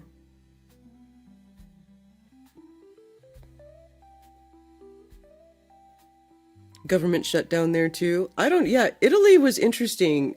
In different parts of Italy, there would be people just protesting. Like, we'd be trying to get gas with that stupid rental car, and the gas station would be closed, and we'd be asking, like, we'd see some, like, local, and we were, like, trying to figure out with, like, broken Italian English, like, figure out what's going on, and they'd be like, "E protesta! E protesta!" Right? Like, they were protesting something, so everything was closed down. It's very interesting. Don't give Karen the wine menu at dinner. Listen, I was 21.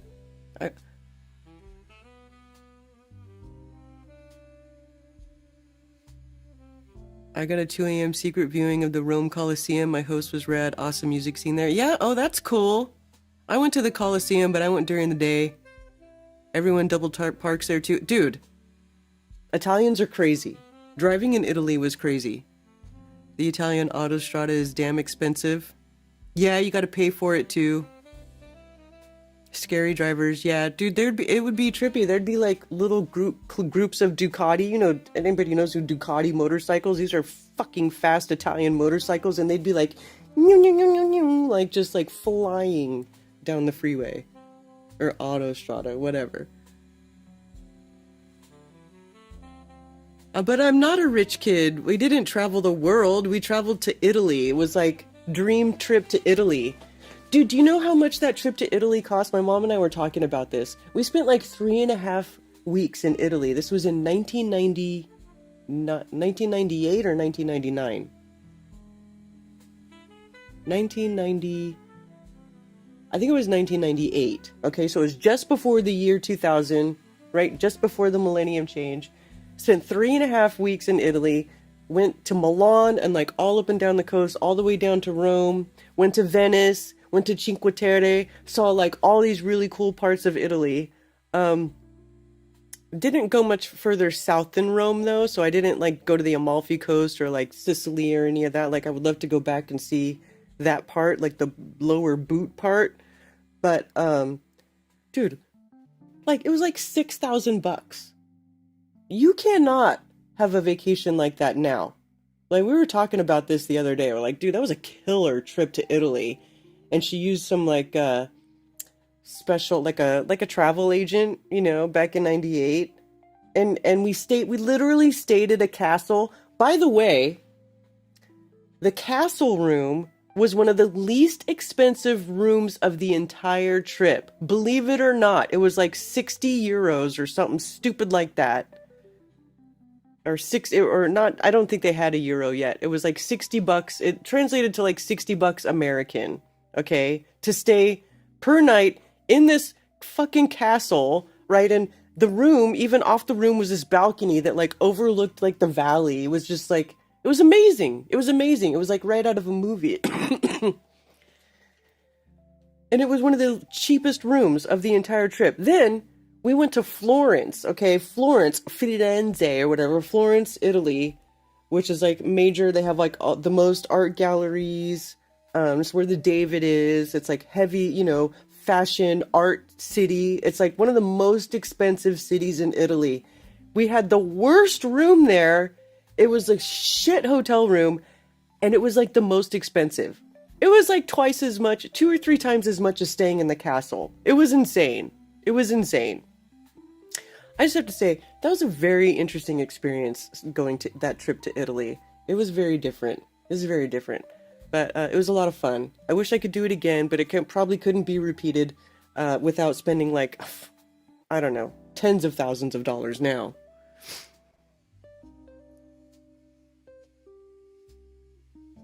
Almost 30 years ago. Yeah. They should make cars drive on old beer. Citron is lemon in French. Dude, that car was a lemon. Holy crap. Probably wasn't the first trashed Italian rental. Yeah, it was hilarious. That's just one of the stories. Remember the other story I think I told you guys, where the guy, like, my mom and I got drunk at this bar in Cinque Terre, and then these 2 dudes, like, were following us back to the hotel. Like, some dude, like, following me around and was, like, showing me, he like, had a heart on. He was, like, showing me his penis, and I started knocking everything over. That's the same trip. That trip was just insane. Insane. Take us there now. Did you check if this castle had melted bricks? Well, it wasn't melted because it was still in the shape of a castle.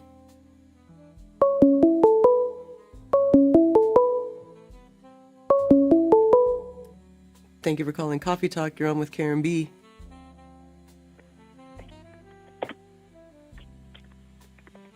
Hello?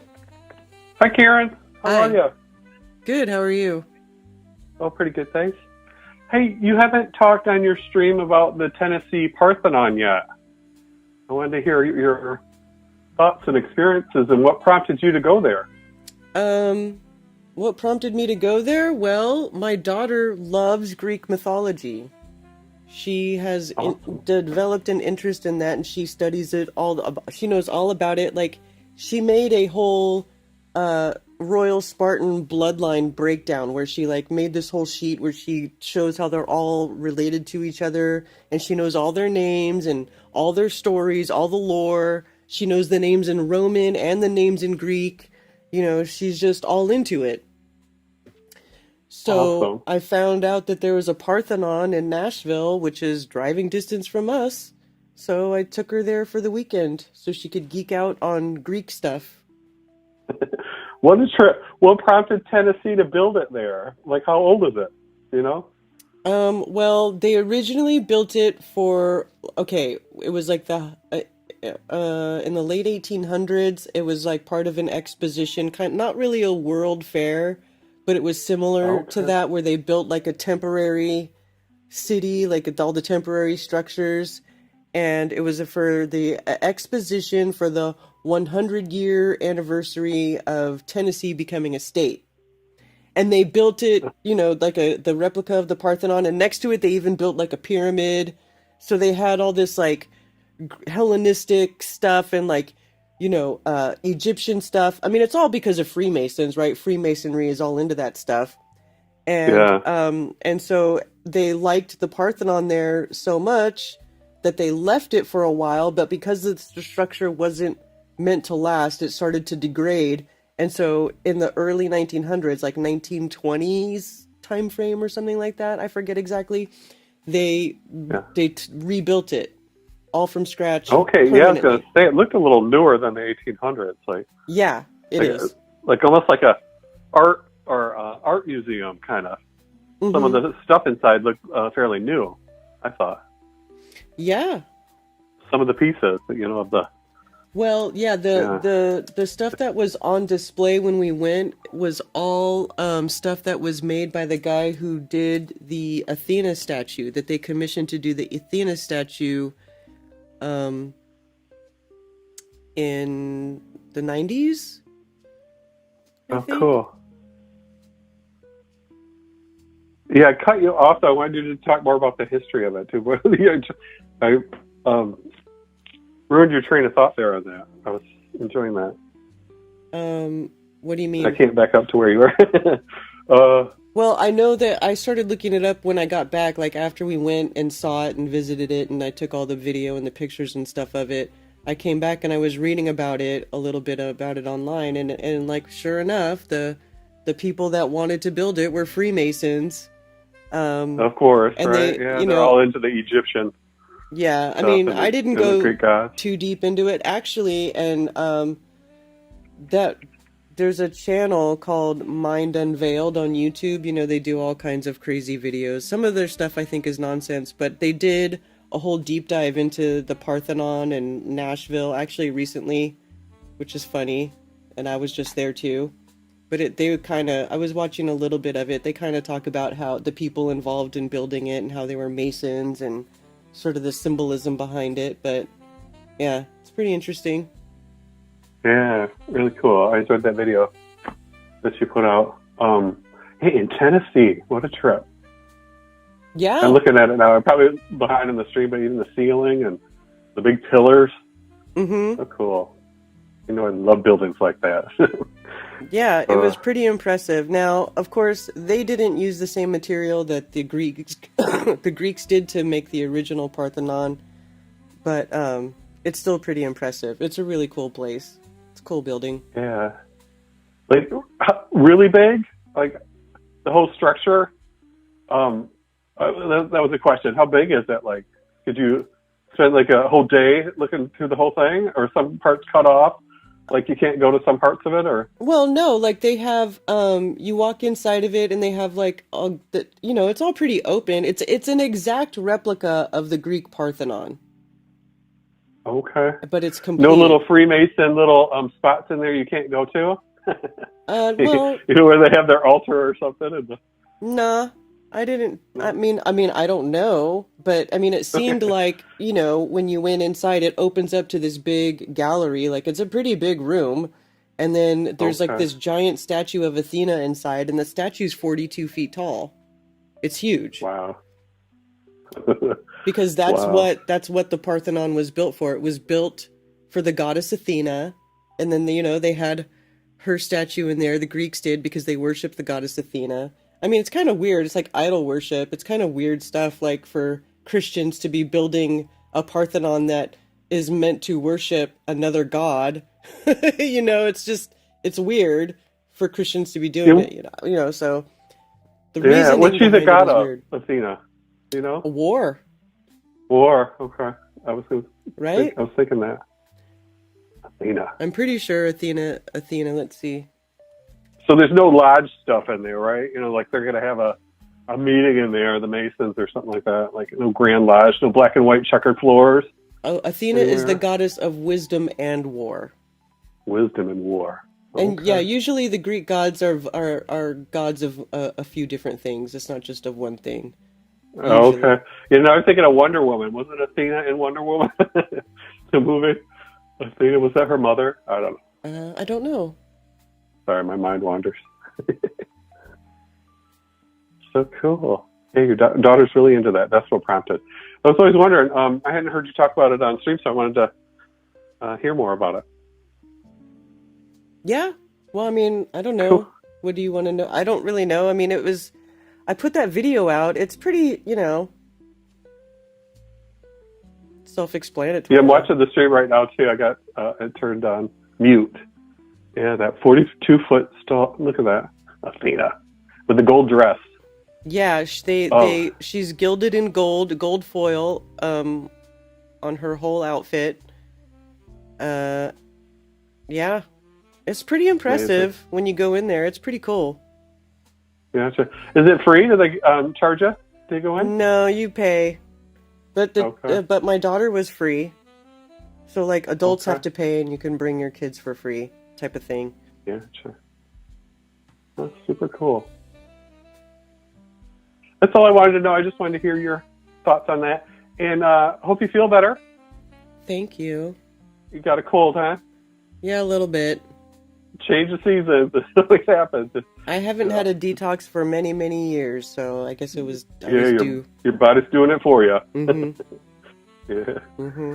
All right. Well, you take care. Thanks. Good talking to you, Karen. All right, thanks. Thanks for calling. All right. Have a great day. You too. All right. Bye. Bye.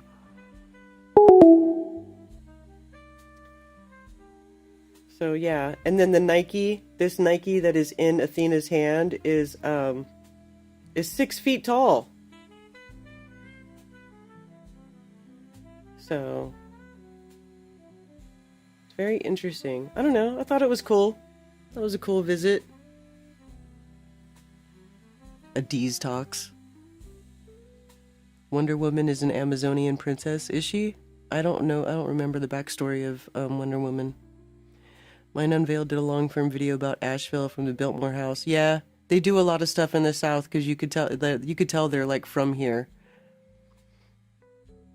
I was actually showing Ted a video about Biltmore House, not the Mind Unveiled version, because their videos are ridiculously long. But there's like other people who make just general, hour-long videos about the Biltmore House or like the history of Biltmore House. I was showing that to Ted. He's never been. That place is amazing. I didn't even know that place existed until I moved here, way back when. And people were like, "Oh, have you gone to the Biltmore House?" I'm like, "No, what the hell is the Biltmore House?" Dude, Biltmore House is like a castle. It's like, it doesn't even look like a house. It's like literally like a European style castle or a manor or something. Like it's freaking huge, hundreds of rooms, like massive,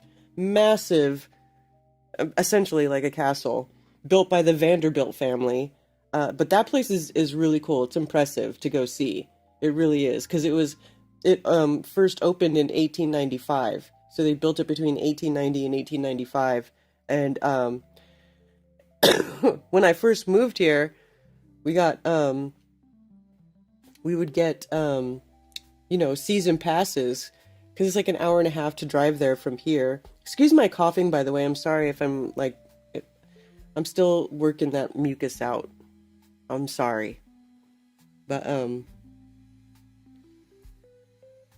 anyway, I used to go there all the time, and I've taken like separate tours, like the housekeeper tours, where they take you up the back housekeeper stairway and they show you all like the china room with all the special dishes and stuff. Like it's this incredible room that has all this beautiful like dinnerware, like all their fancy stuff, like all the places where the servants worked. The kitchen, you see the kitchen, the laundry room. I've been into that pool, the indoor pool area that people like to say is like where that painting from the Podesta house is from, but it doesn't match. I'm just telling you, the tile work doesn't match the tile in the Biltmore House pool. Not that I'm not saying, I'm not going to presume to know what did or did not happen there, but it doesn't match the Podesta painting. I'm just saying, I went there in real life and saw it. But anyway, it's very interesting. The architecture, the craftsmanship, it's just really a beautiful place to go see. It's something to behold, It's certainly not, it's not something you see every day.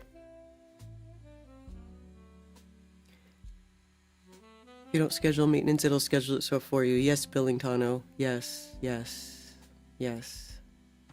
It's got me looking at how to do detoxes, that's for sure. I'm like, I think I just need to do my own detoxes so I don't get knocked out by this involuntarily. Pyramid is now a sports store for hunting and camping and fishing. Oh, you mean the one in Memphis? That one's in Memphis. They put a pyramid in Memphis. So isn't that funny? Tennessee building the Greek Parthenon and putting an Egyptian pyramid in Memphis. The gardens in the garden house at Biltmore. Yeah, the greenhouse. Oh, it's like the coolest thing ever if you're into that stuff. It is just the coolest thing. Biltmore is expensive and slam full of mom using strollers as weapons. It is expensive.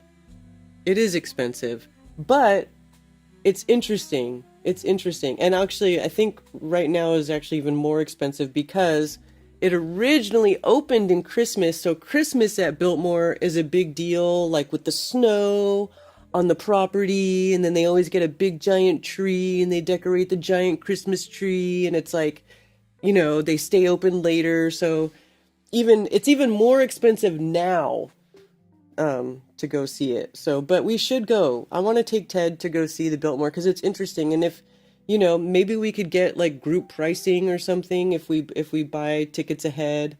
We'll have to like plan something. You can even get tours. You know, they have people there that like you can like schedule a tour and they have just worked there so long they know all kinds of stuff about Biltmore, and then they'll tell you stories or they'll tell you certain things about it that you wouldn't really get normally, like just by going and looking in the Wikipedia page online. So it's actually pretty interesting. I've been there many times. I haven't been for a long time, but I've been there many times. I saw the boiler. I went in there to the boiler room. They have like their own like electrical like room with like those crazy old handles with the fork handles that you go up and down like this crazy power grid to power the whole building. And it's like, because it's like huge, right? There's like 250 rooms or something in Biltmore. And it's like, you know, if you take there's certain tours you could take too where you go walking through Biltmore and they take you into the part that isn't part of the normal standard tour. Like they have a whole bunch of Biltmore that's like been restored, right? Like they keep like the dining room, the entryway, like there's parts of it that are always kept up, but there's like rooms and parts of Biltmore that have just fallen into disrepair. And sometimes if you take certain tours, you can walk past these rooms, like the door is open, but you can't go in it, but you look in it and it's like the wallpaper is peeling off of the walls, like it's all dusty, like it looks like it ain't been touched since 1896. It's pretty crazy. And then they have all these portraits of all the people, like the lords and ladies from Europe that they would sail over and they would take the train to the Biltmore house and they would stay there for, you know, a visit for like a couple of months. You know, that's what they did. They would have lords and ladies come in. So they have all these portraits of like Lord so-and-so, Lady so-and-so, you know, that had stayed at the Biltmore over the years. It's very interesting. One year they did a whole thing about how they built it.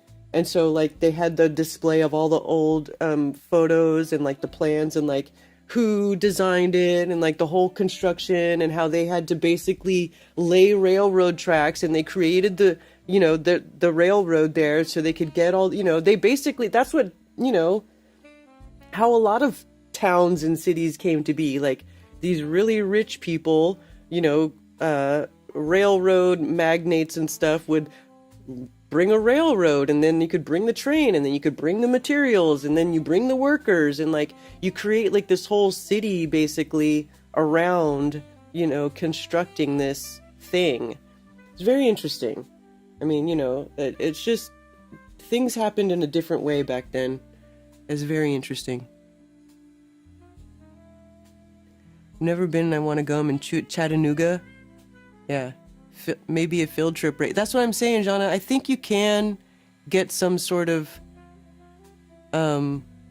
pricing. The new ballroom, aka war room, is going to be insane in the membrane. I hear they want to build another statue in NC somewhere. S2 Underground has been talking about it. Really? What statue? Thank you, Ron Boston Bear. What statue? Mercury retrograde again. Next 2 weeks might be annoying. Karen's stream might go down. Chattanooga has an entire city below street level. They said they raised the street level because of flooding issue. There's no historical record of it. Flatmate, there's a ton of cities like that. Sacramento, California has been built 2 times. There's a whole old Sacramento. There is a whole old Sacramento that is completely underground. So there's downtown Sacramento, and then there's old Sacramento, where they kept port of it, like these old vintage buildings. It's right there by the river, like right by where like the Delta Queen is and stuff over there. Old Sacramento, what is called Old Sacramento, is built on top of an older Sacramento. Like there's an entire city that's below ground, which, by the way, very bad things happen there. I don't recommend it. 10 out of 10 would not recommend. Don't go down there. Horrible, horrible things happening. But there's a lot of cities, actually. It's not uncommon for cities to have gotten flooded and then build themselves back up over on top of the old city. It's not uncommon. And everybody acts like, oh my God, they're hiding history. But there's like a whole bunch of... That's why everybody thinks there was a mud flood. Except all these cities didn't go down at the same time. It all happened at different times, at different periods in history. It wasn't all one thing. Need to give Karen a copy of Ida Tarbell's book, History of Rockefeller. Not trains. There's a giant hotel resort area up here in Michigan, kind of like that. Mackinac Island. Yeah. Can you give a shout out to my granddaughter Claire? She's 8. Shout out to Claire. Old Montreal is all underground by the subway station. Yeah, that's what I'm saying. There's tons of cities that have been built over. The Greenbrier in West Virginia and underground Atlanta. Homeless because of homeless? Yes, Bill Wheel. Downtown Sacramento. Yeah. Yes, because of homeless. We're talking about California here. If there's a place out of sight and out of mind where people can go do horrible things, that's what they're doing. Fartarian. Seattle's like that too. Yep. The book I really should get for Karen is G. William Domhoff's Who Owns America? Okay. What is that?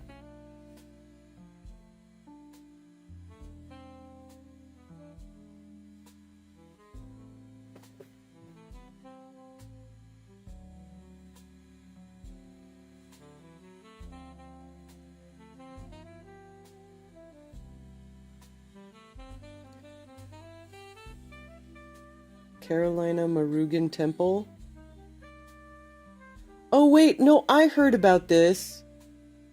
I did hear about that, Billingtano. I did hear about that. Let me look it up. You're right. Thank you for the reminding. I did hear about that. That they have AI. I saw that on X.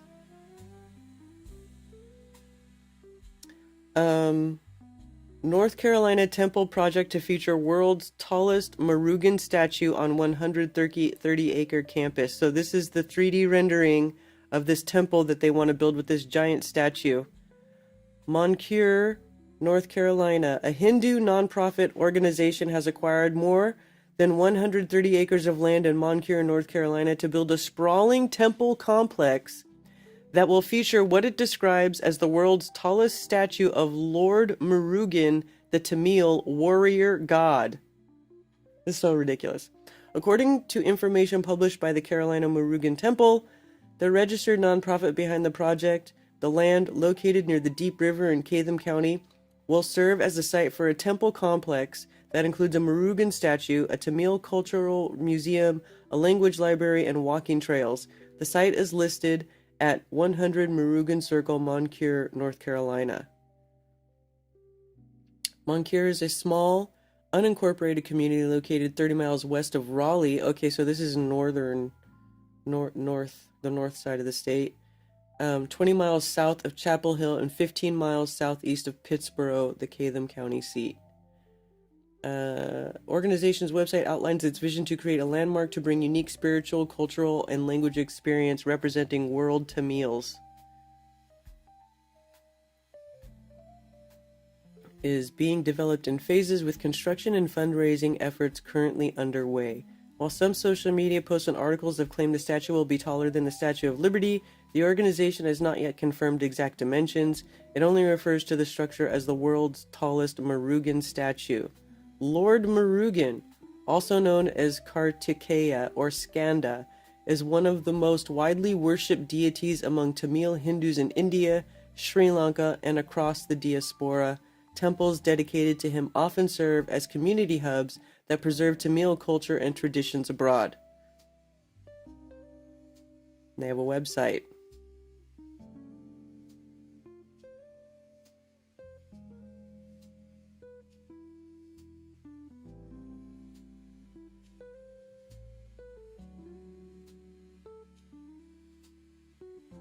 So they have, you can donate there if you want.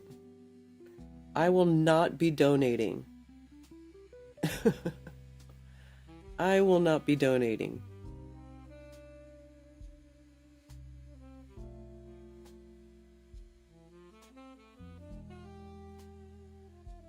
Interesting. Well, we'll see if it happens or not. They gotta raise the money.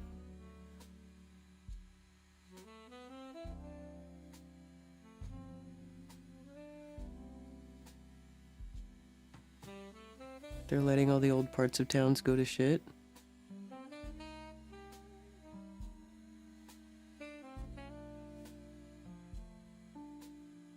You were born real close to there? Waste of man hours, money, materials, and for what? A fake god? Yes, Bill. Oh, I guess they believe it. I don't know. They love it. Near the Research Triangle, a new version of the Georgia Guidestones. Near the Research Triangle. That's an interesting point, Jana, because who's at the CERN Center? They have a Hindu god at the CERN Center, too. Isn't it, Kali or Shiva or...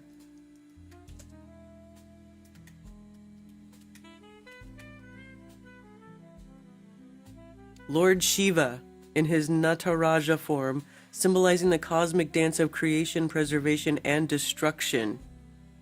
A gift from India to celebrate the collaboration between India and CERN, reflecting the connection between ancient mythology and modern physics. Okay. The CERN Shiva. Yeah, this thing. Except, it's not that big. It's not as big as what this thing's supposed to be. But we'll see if they actually build it. Why would they build it in the Bible Belt? I don't know, Tommy.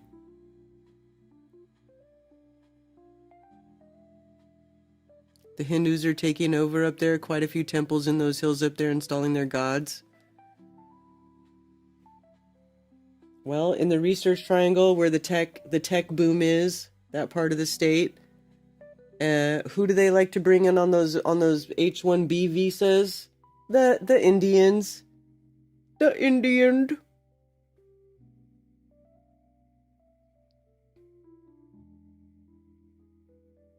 It's not that big, that's what she said.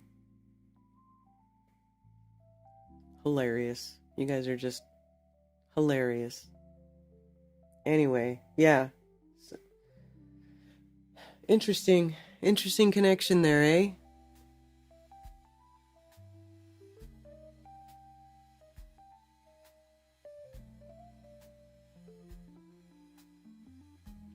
Duke Blue Devils, Wake Forest Demon Deacons.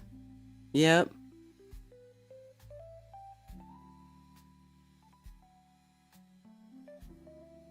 In 20 years, they will say that Carolina Murugan Temple was built by Tartarians.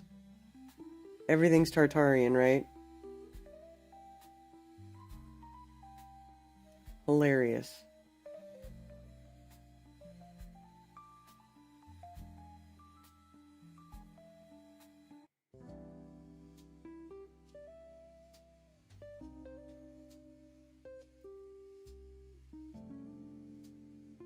So it's 1:30. So what's up? Anybody else want to call in? Want to share? Want to discuss? Or is it time? Is it time to move on? Is it time to go?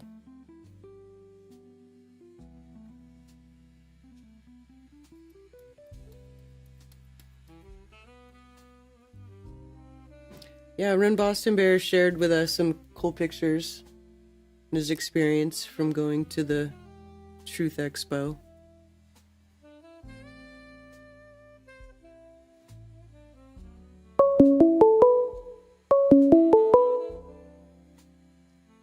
Thank you for calling Coffee Talk. You're on with Karen B. Hey, how's it going, Dennis? Hey, Dennis. Hey, the correction, the title of that book is not Who Owns America, it's Who Rules America. I'm half asleep because I stayed up a lot last night studying. Oh. But it's by D. William Domhoff, and I was going to call it 5 minutes ago, but I'm on break from the class. It starts again at 12:45 my time, I guess 1:45 your time. Anyway, I ordered you a copy of it, so you should have it by November 21st. And I'll just say in a nutshell, I got it recently. I'm impressed by it. I got there. How I found out about it, I was connected with the study I'm doing generally on, oh, you can't me. I just heard a thing. So, yeah, the studying on the satellites in the 1960s. And so, in connection with the motivation of that is this book by Cecil Ware Harmony called Operation Moonglow.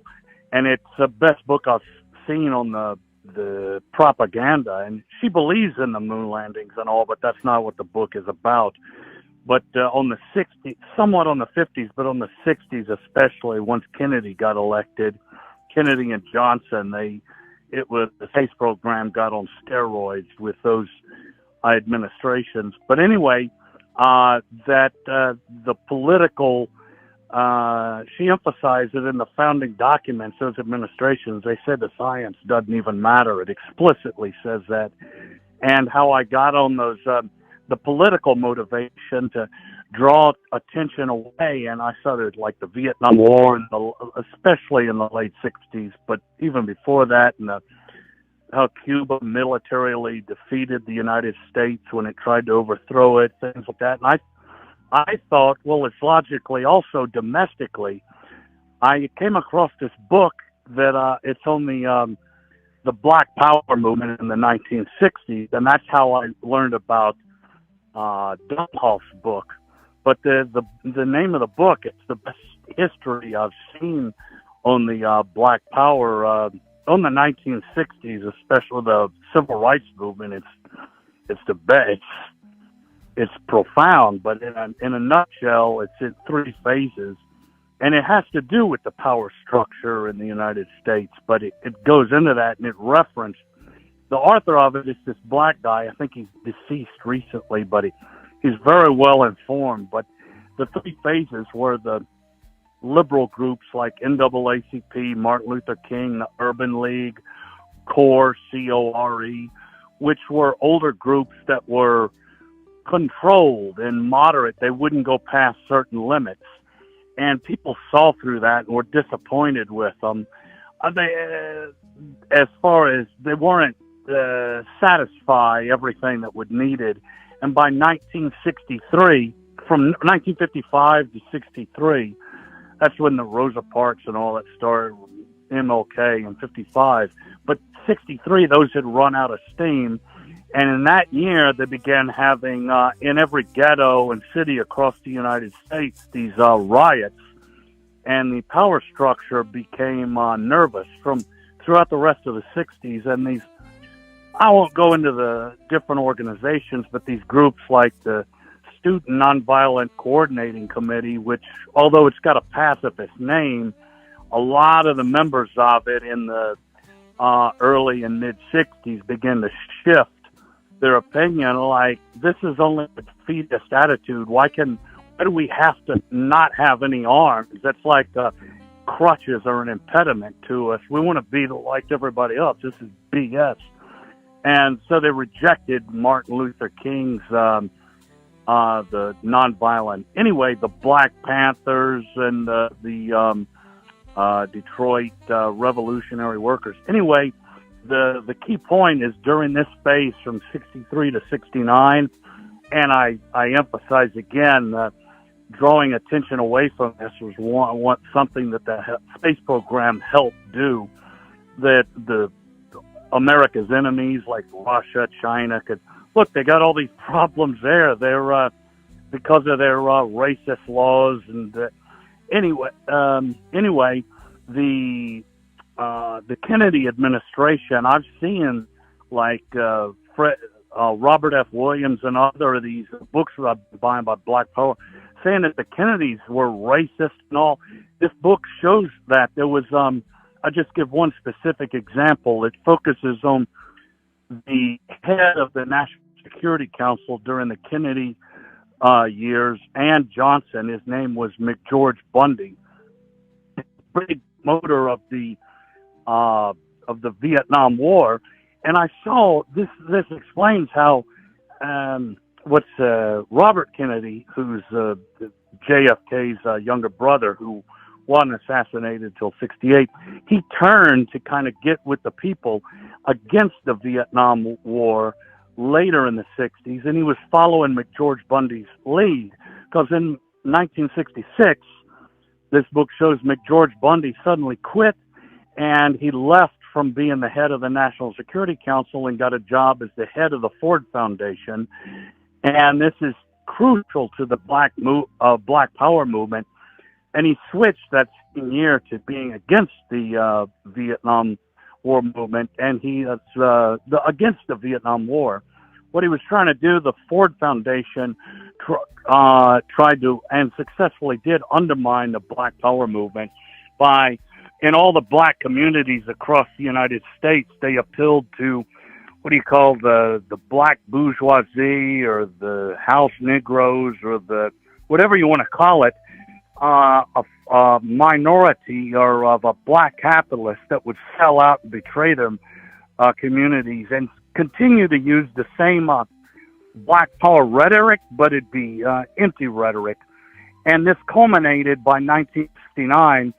There was the first nationwide Black Power conference in Newark, New Jersey. And the key to understanding it is that was funded, that conference, by the Ford Foundation.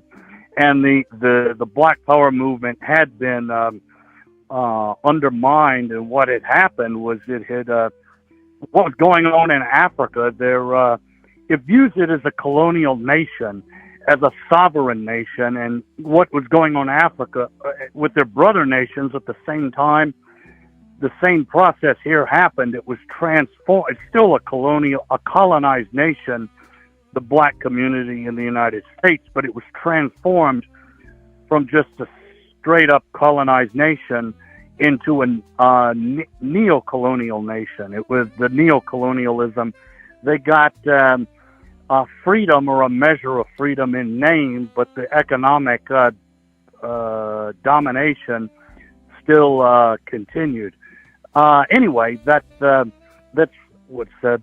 Black Awakening in Capitalist America by Robert Allen, which came out in 1969. Awesome book. I'm just summarizing a couple things right from the first couple chapters, but that's how the references, the bibliography, it's not extensive, but the books he draws from are like top tier. And C. Wright Mills has widely been respected from the 1950s as someone who spot-on analyzed the power structure in America. He's got books like White Collar, and another, his most popular one, called The Power Elite, and the structure of America. And he died back in the 60s, but G. William, I forgot what his first initial stands for, but Domhoff, his book, Who Rules America, first came out in 67. It's had several editions since I think he's still alive. But I think I got you the 6th edition from 2009. I've got the 5th edition right here. The table of contents. It's not a great long book. It's like it's around 250, 260 pages, but it's well organized. I wouldn't have bought it for you if I wasn't very impressed. So anyway, Who Rules America by Domhoff. Wasn't aware of people that had continued C. Wright Mills' ideology and understanding, because I think in the academic community in general, which is controlled, doesn't. But anyway, sorry about that alarm. I got to get back to class in about 5 minutes, so I'll let you go. Forgive my loquaciousness. We'll see you. All right, Dennis, take care. Thanks. Bye. I think Tony was trying to call in too. So Tony, if you're still around and you want to call and tell us about your weekend, feel free.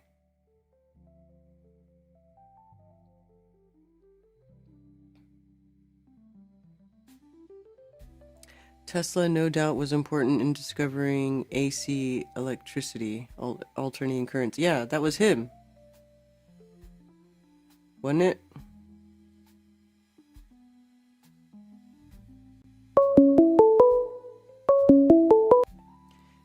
Thank you for calling Coffee Talk. You're on with Karen B. Hey, Karen B, it's Tony Coriolis. Hey, what's up, Tony? Hey, survived the courtside thing. It was, I had a great time, and I'm just now getting back into town, and I do have a lot to talk about. There was a guy, okay, I don't present anything, but I've called in about a bunch of stuff, and just thinking back on one of the old calls that I did, it was about the Chinese zodiac, and like, how they say it's the second new moon, yet in 2022, it started in January 22nd, was the quote-unquote second new moon. So kind of verdict that we got to was pretty much the second new moon after the winter solstice type of thing. Mm-hmm. That kicks off the Chinese zodiac. So then there was a guy there, Troy Miller, that was doing like a presentation on finding the exact like Sabbath days. And it was just really interesting because it did have to do with the Chinese zodiac in some way. So I'm going to call back in the other day. I know we're at the end here now, but it just, the whole event was great. Thank you to anyone that went out to it. I had a great time. And I'll be right back to my normal stuff, and I got some stuff to talk about from it. But I don't know, the signal's a little bad right here where I'm at on the road. But yeah, I had a great time. Thank you to anyone that went. And thank you for taking my call, Karen. All right. Thanks, Tony. All right. Peace out. We'll talk soon. Yeah. Yep. Take Later. care. Yeah, that'd be cool. So whenever you're not driving, maybe next Monday or something, you can tell us more about what you want to talk about. What's a strikeable offense? Showed the plumbers a Rubin tubes and the Chladni plate.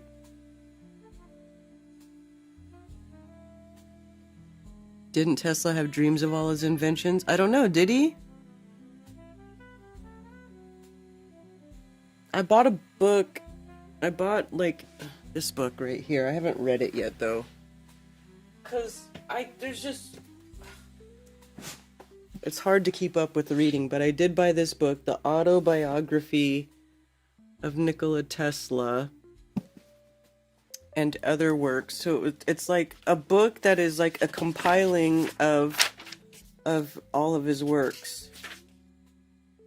My inventions, my early life, my efforts in invention, later endeavors, and then other articles that he had written over time, like just stuff that he wrote, compiled into one book.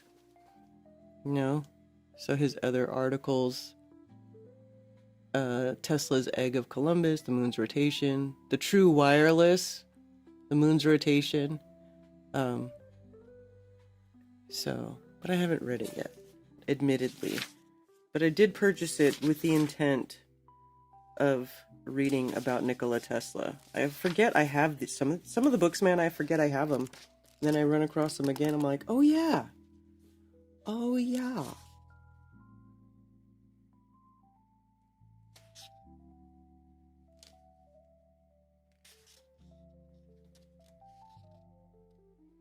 Mode of propagation of the current form of from the transmitter through the earth, of the current from the transmitter through the earth. Talking about that's his wireless.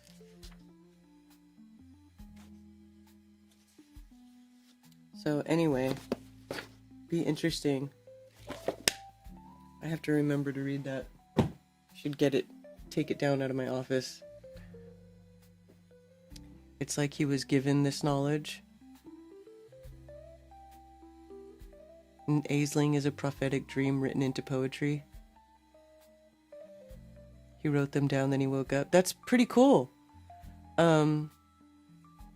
Yeah, it totally makes sense. It's like a super advanced version of like somebody, and I'm sure a lot of you can relate, like having a problem, having some sort of problem that you didn't know how to take care of it, and then you sleep on it, and then the next day you're like, I know what to do. Like I've had that happen many times. This is why sleep is so important, you know?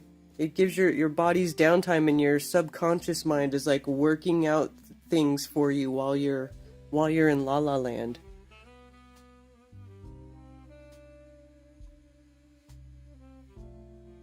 You gotta try, Cammy, you gotta try that Dream Enhancement blend by Melissa.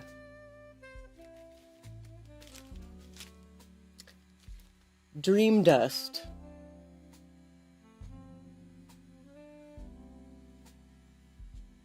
Organic mugwort, lemon balm, and lavender. For enhanced dreams and to promote relaxation. Do you have some of this? It's a download. Yes.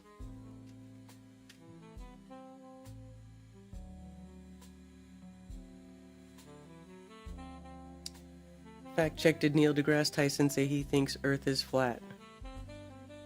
Astrophysicist Neil deGrasse Tyson has become the subject of online speculation after a viral clip appeared to show him claiming the Earth is flat. Wasn't that AI, though?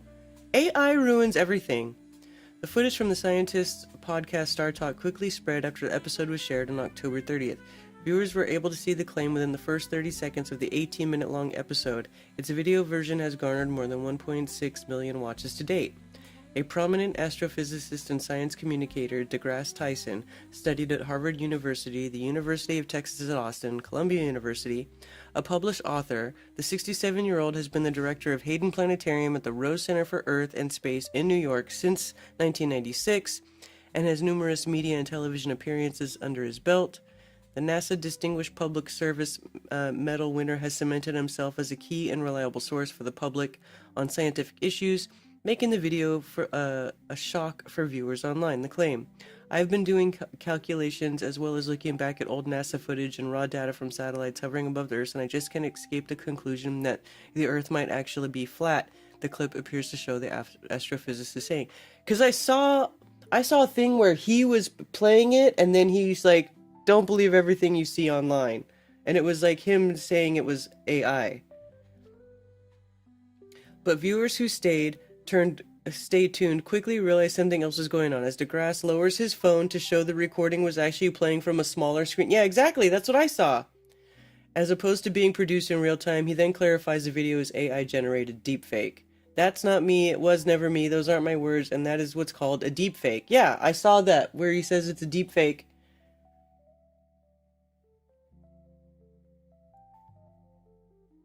I mean, why would anybody believe that he would actually say that?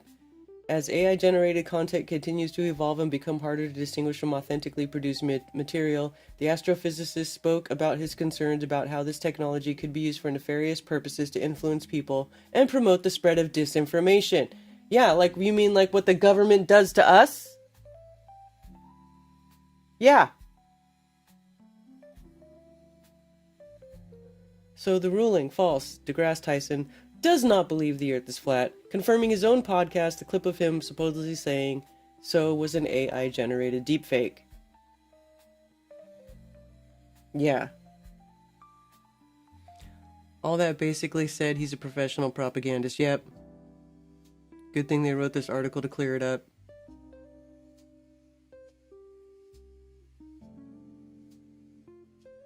I didn't realize you could time yourself out. Did you timed yourself out? Is that even a thing?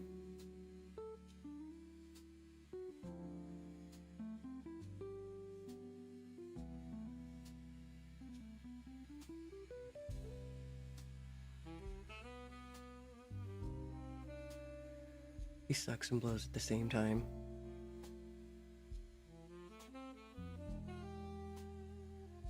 Putting a bowl of water beside your table when you sleep. The water has memory. But what memory is the water having?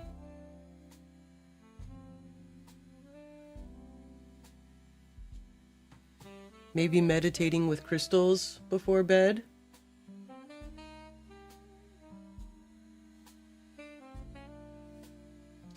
I have a piece of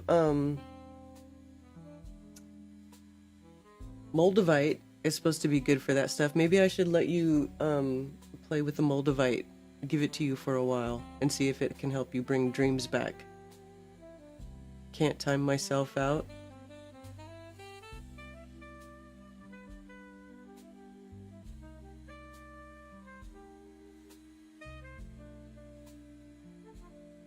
Your dreams? But how? How does random water have your dreams, though? How does that work?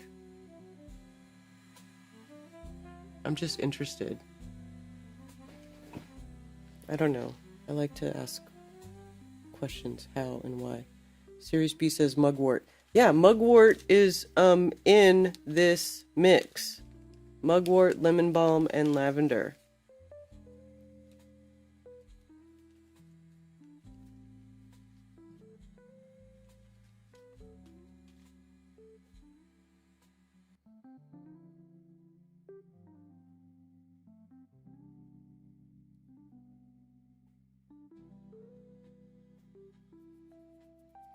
Yeah, and Melissa wasn't kidding when she said that mugwort tastes like dump.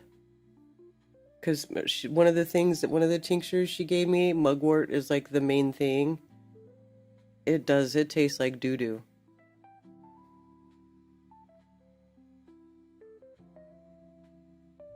Because it was next to your head while you dreamed. But you're saying you put it there to get the dreams back. I'm confused. Trying any and all things, yeah. I'll have to bring you this dream dust.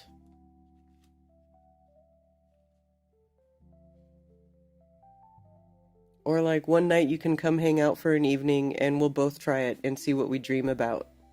And we'll like surround ourselves with crystals and stuff. We'll do some witchy poo shit. It'll be fun.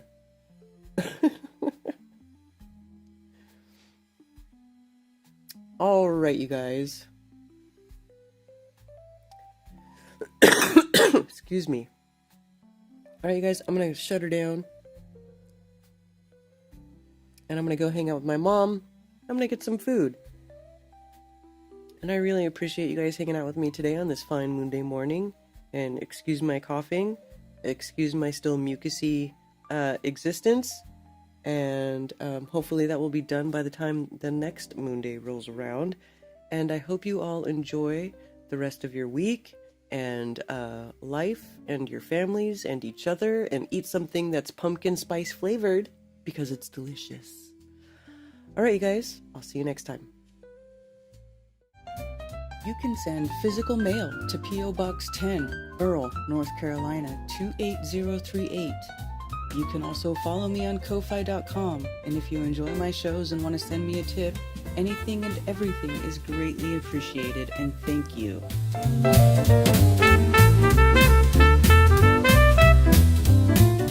And it's official.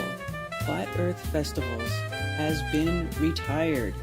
It was great fun while it lasted, and I hope you all cherish the memories we made at Flattoberfest as much as I do, and it was a pleasure to watch so many online friendships become in real life friendships over the years. Thank you so much, and I'll see you next time.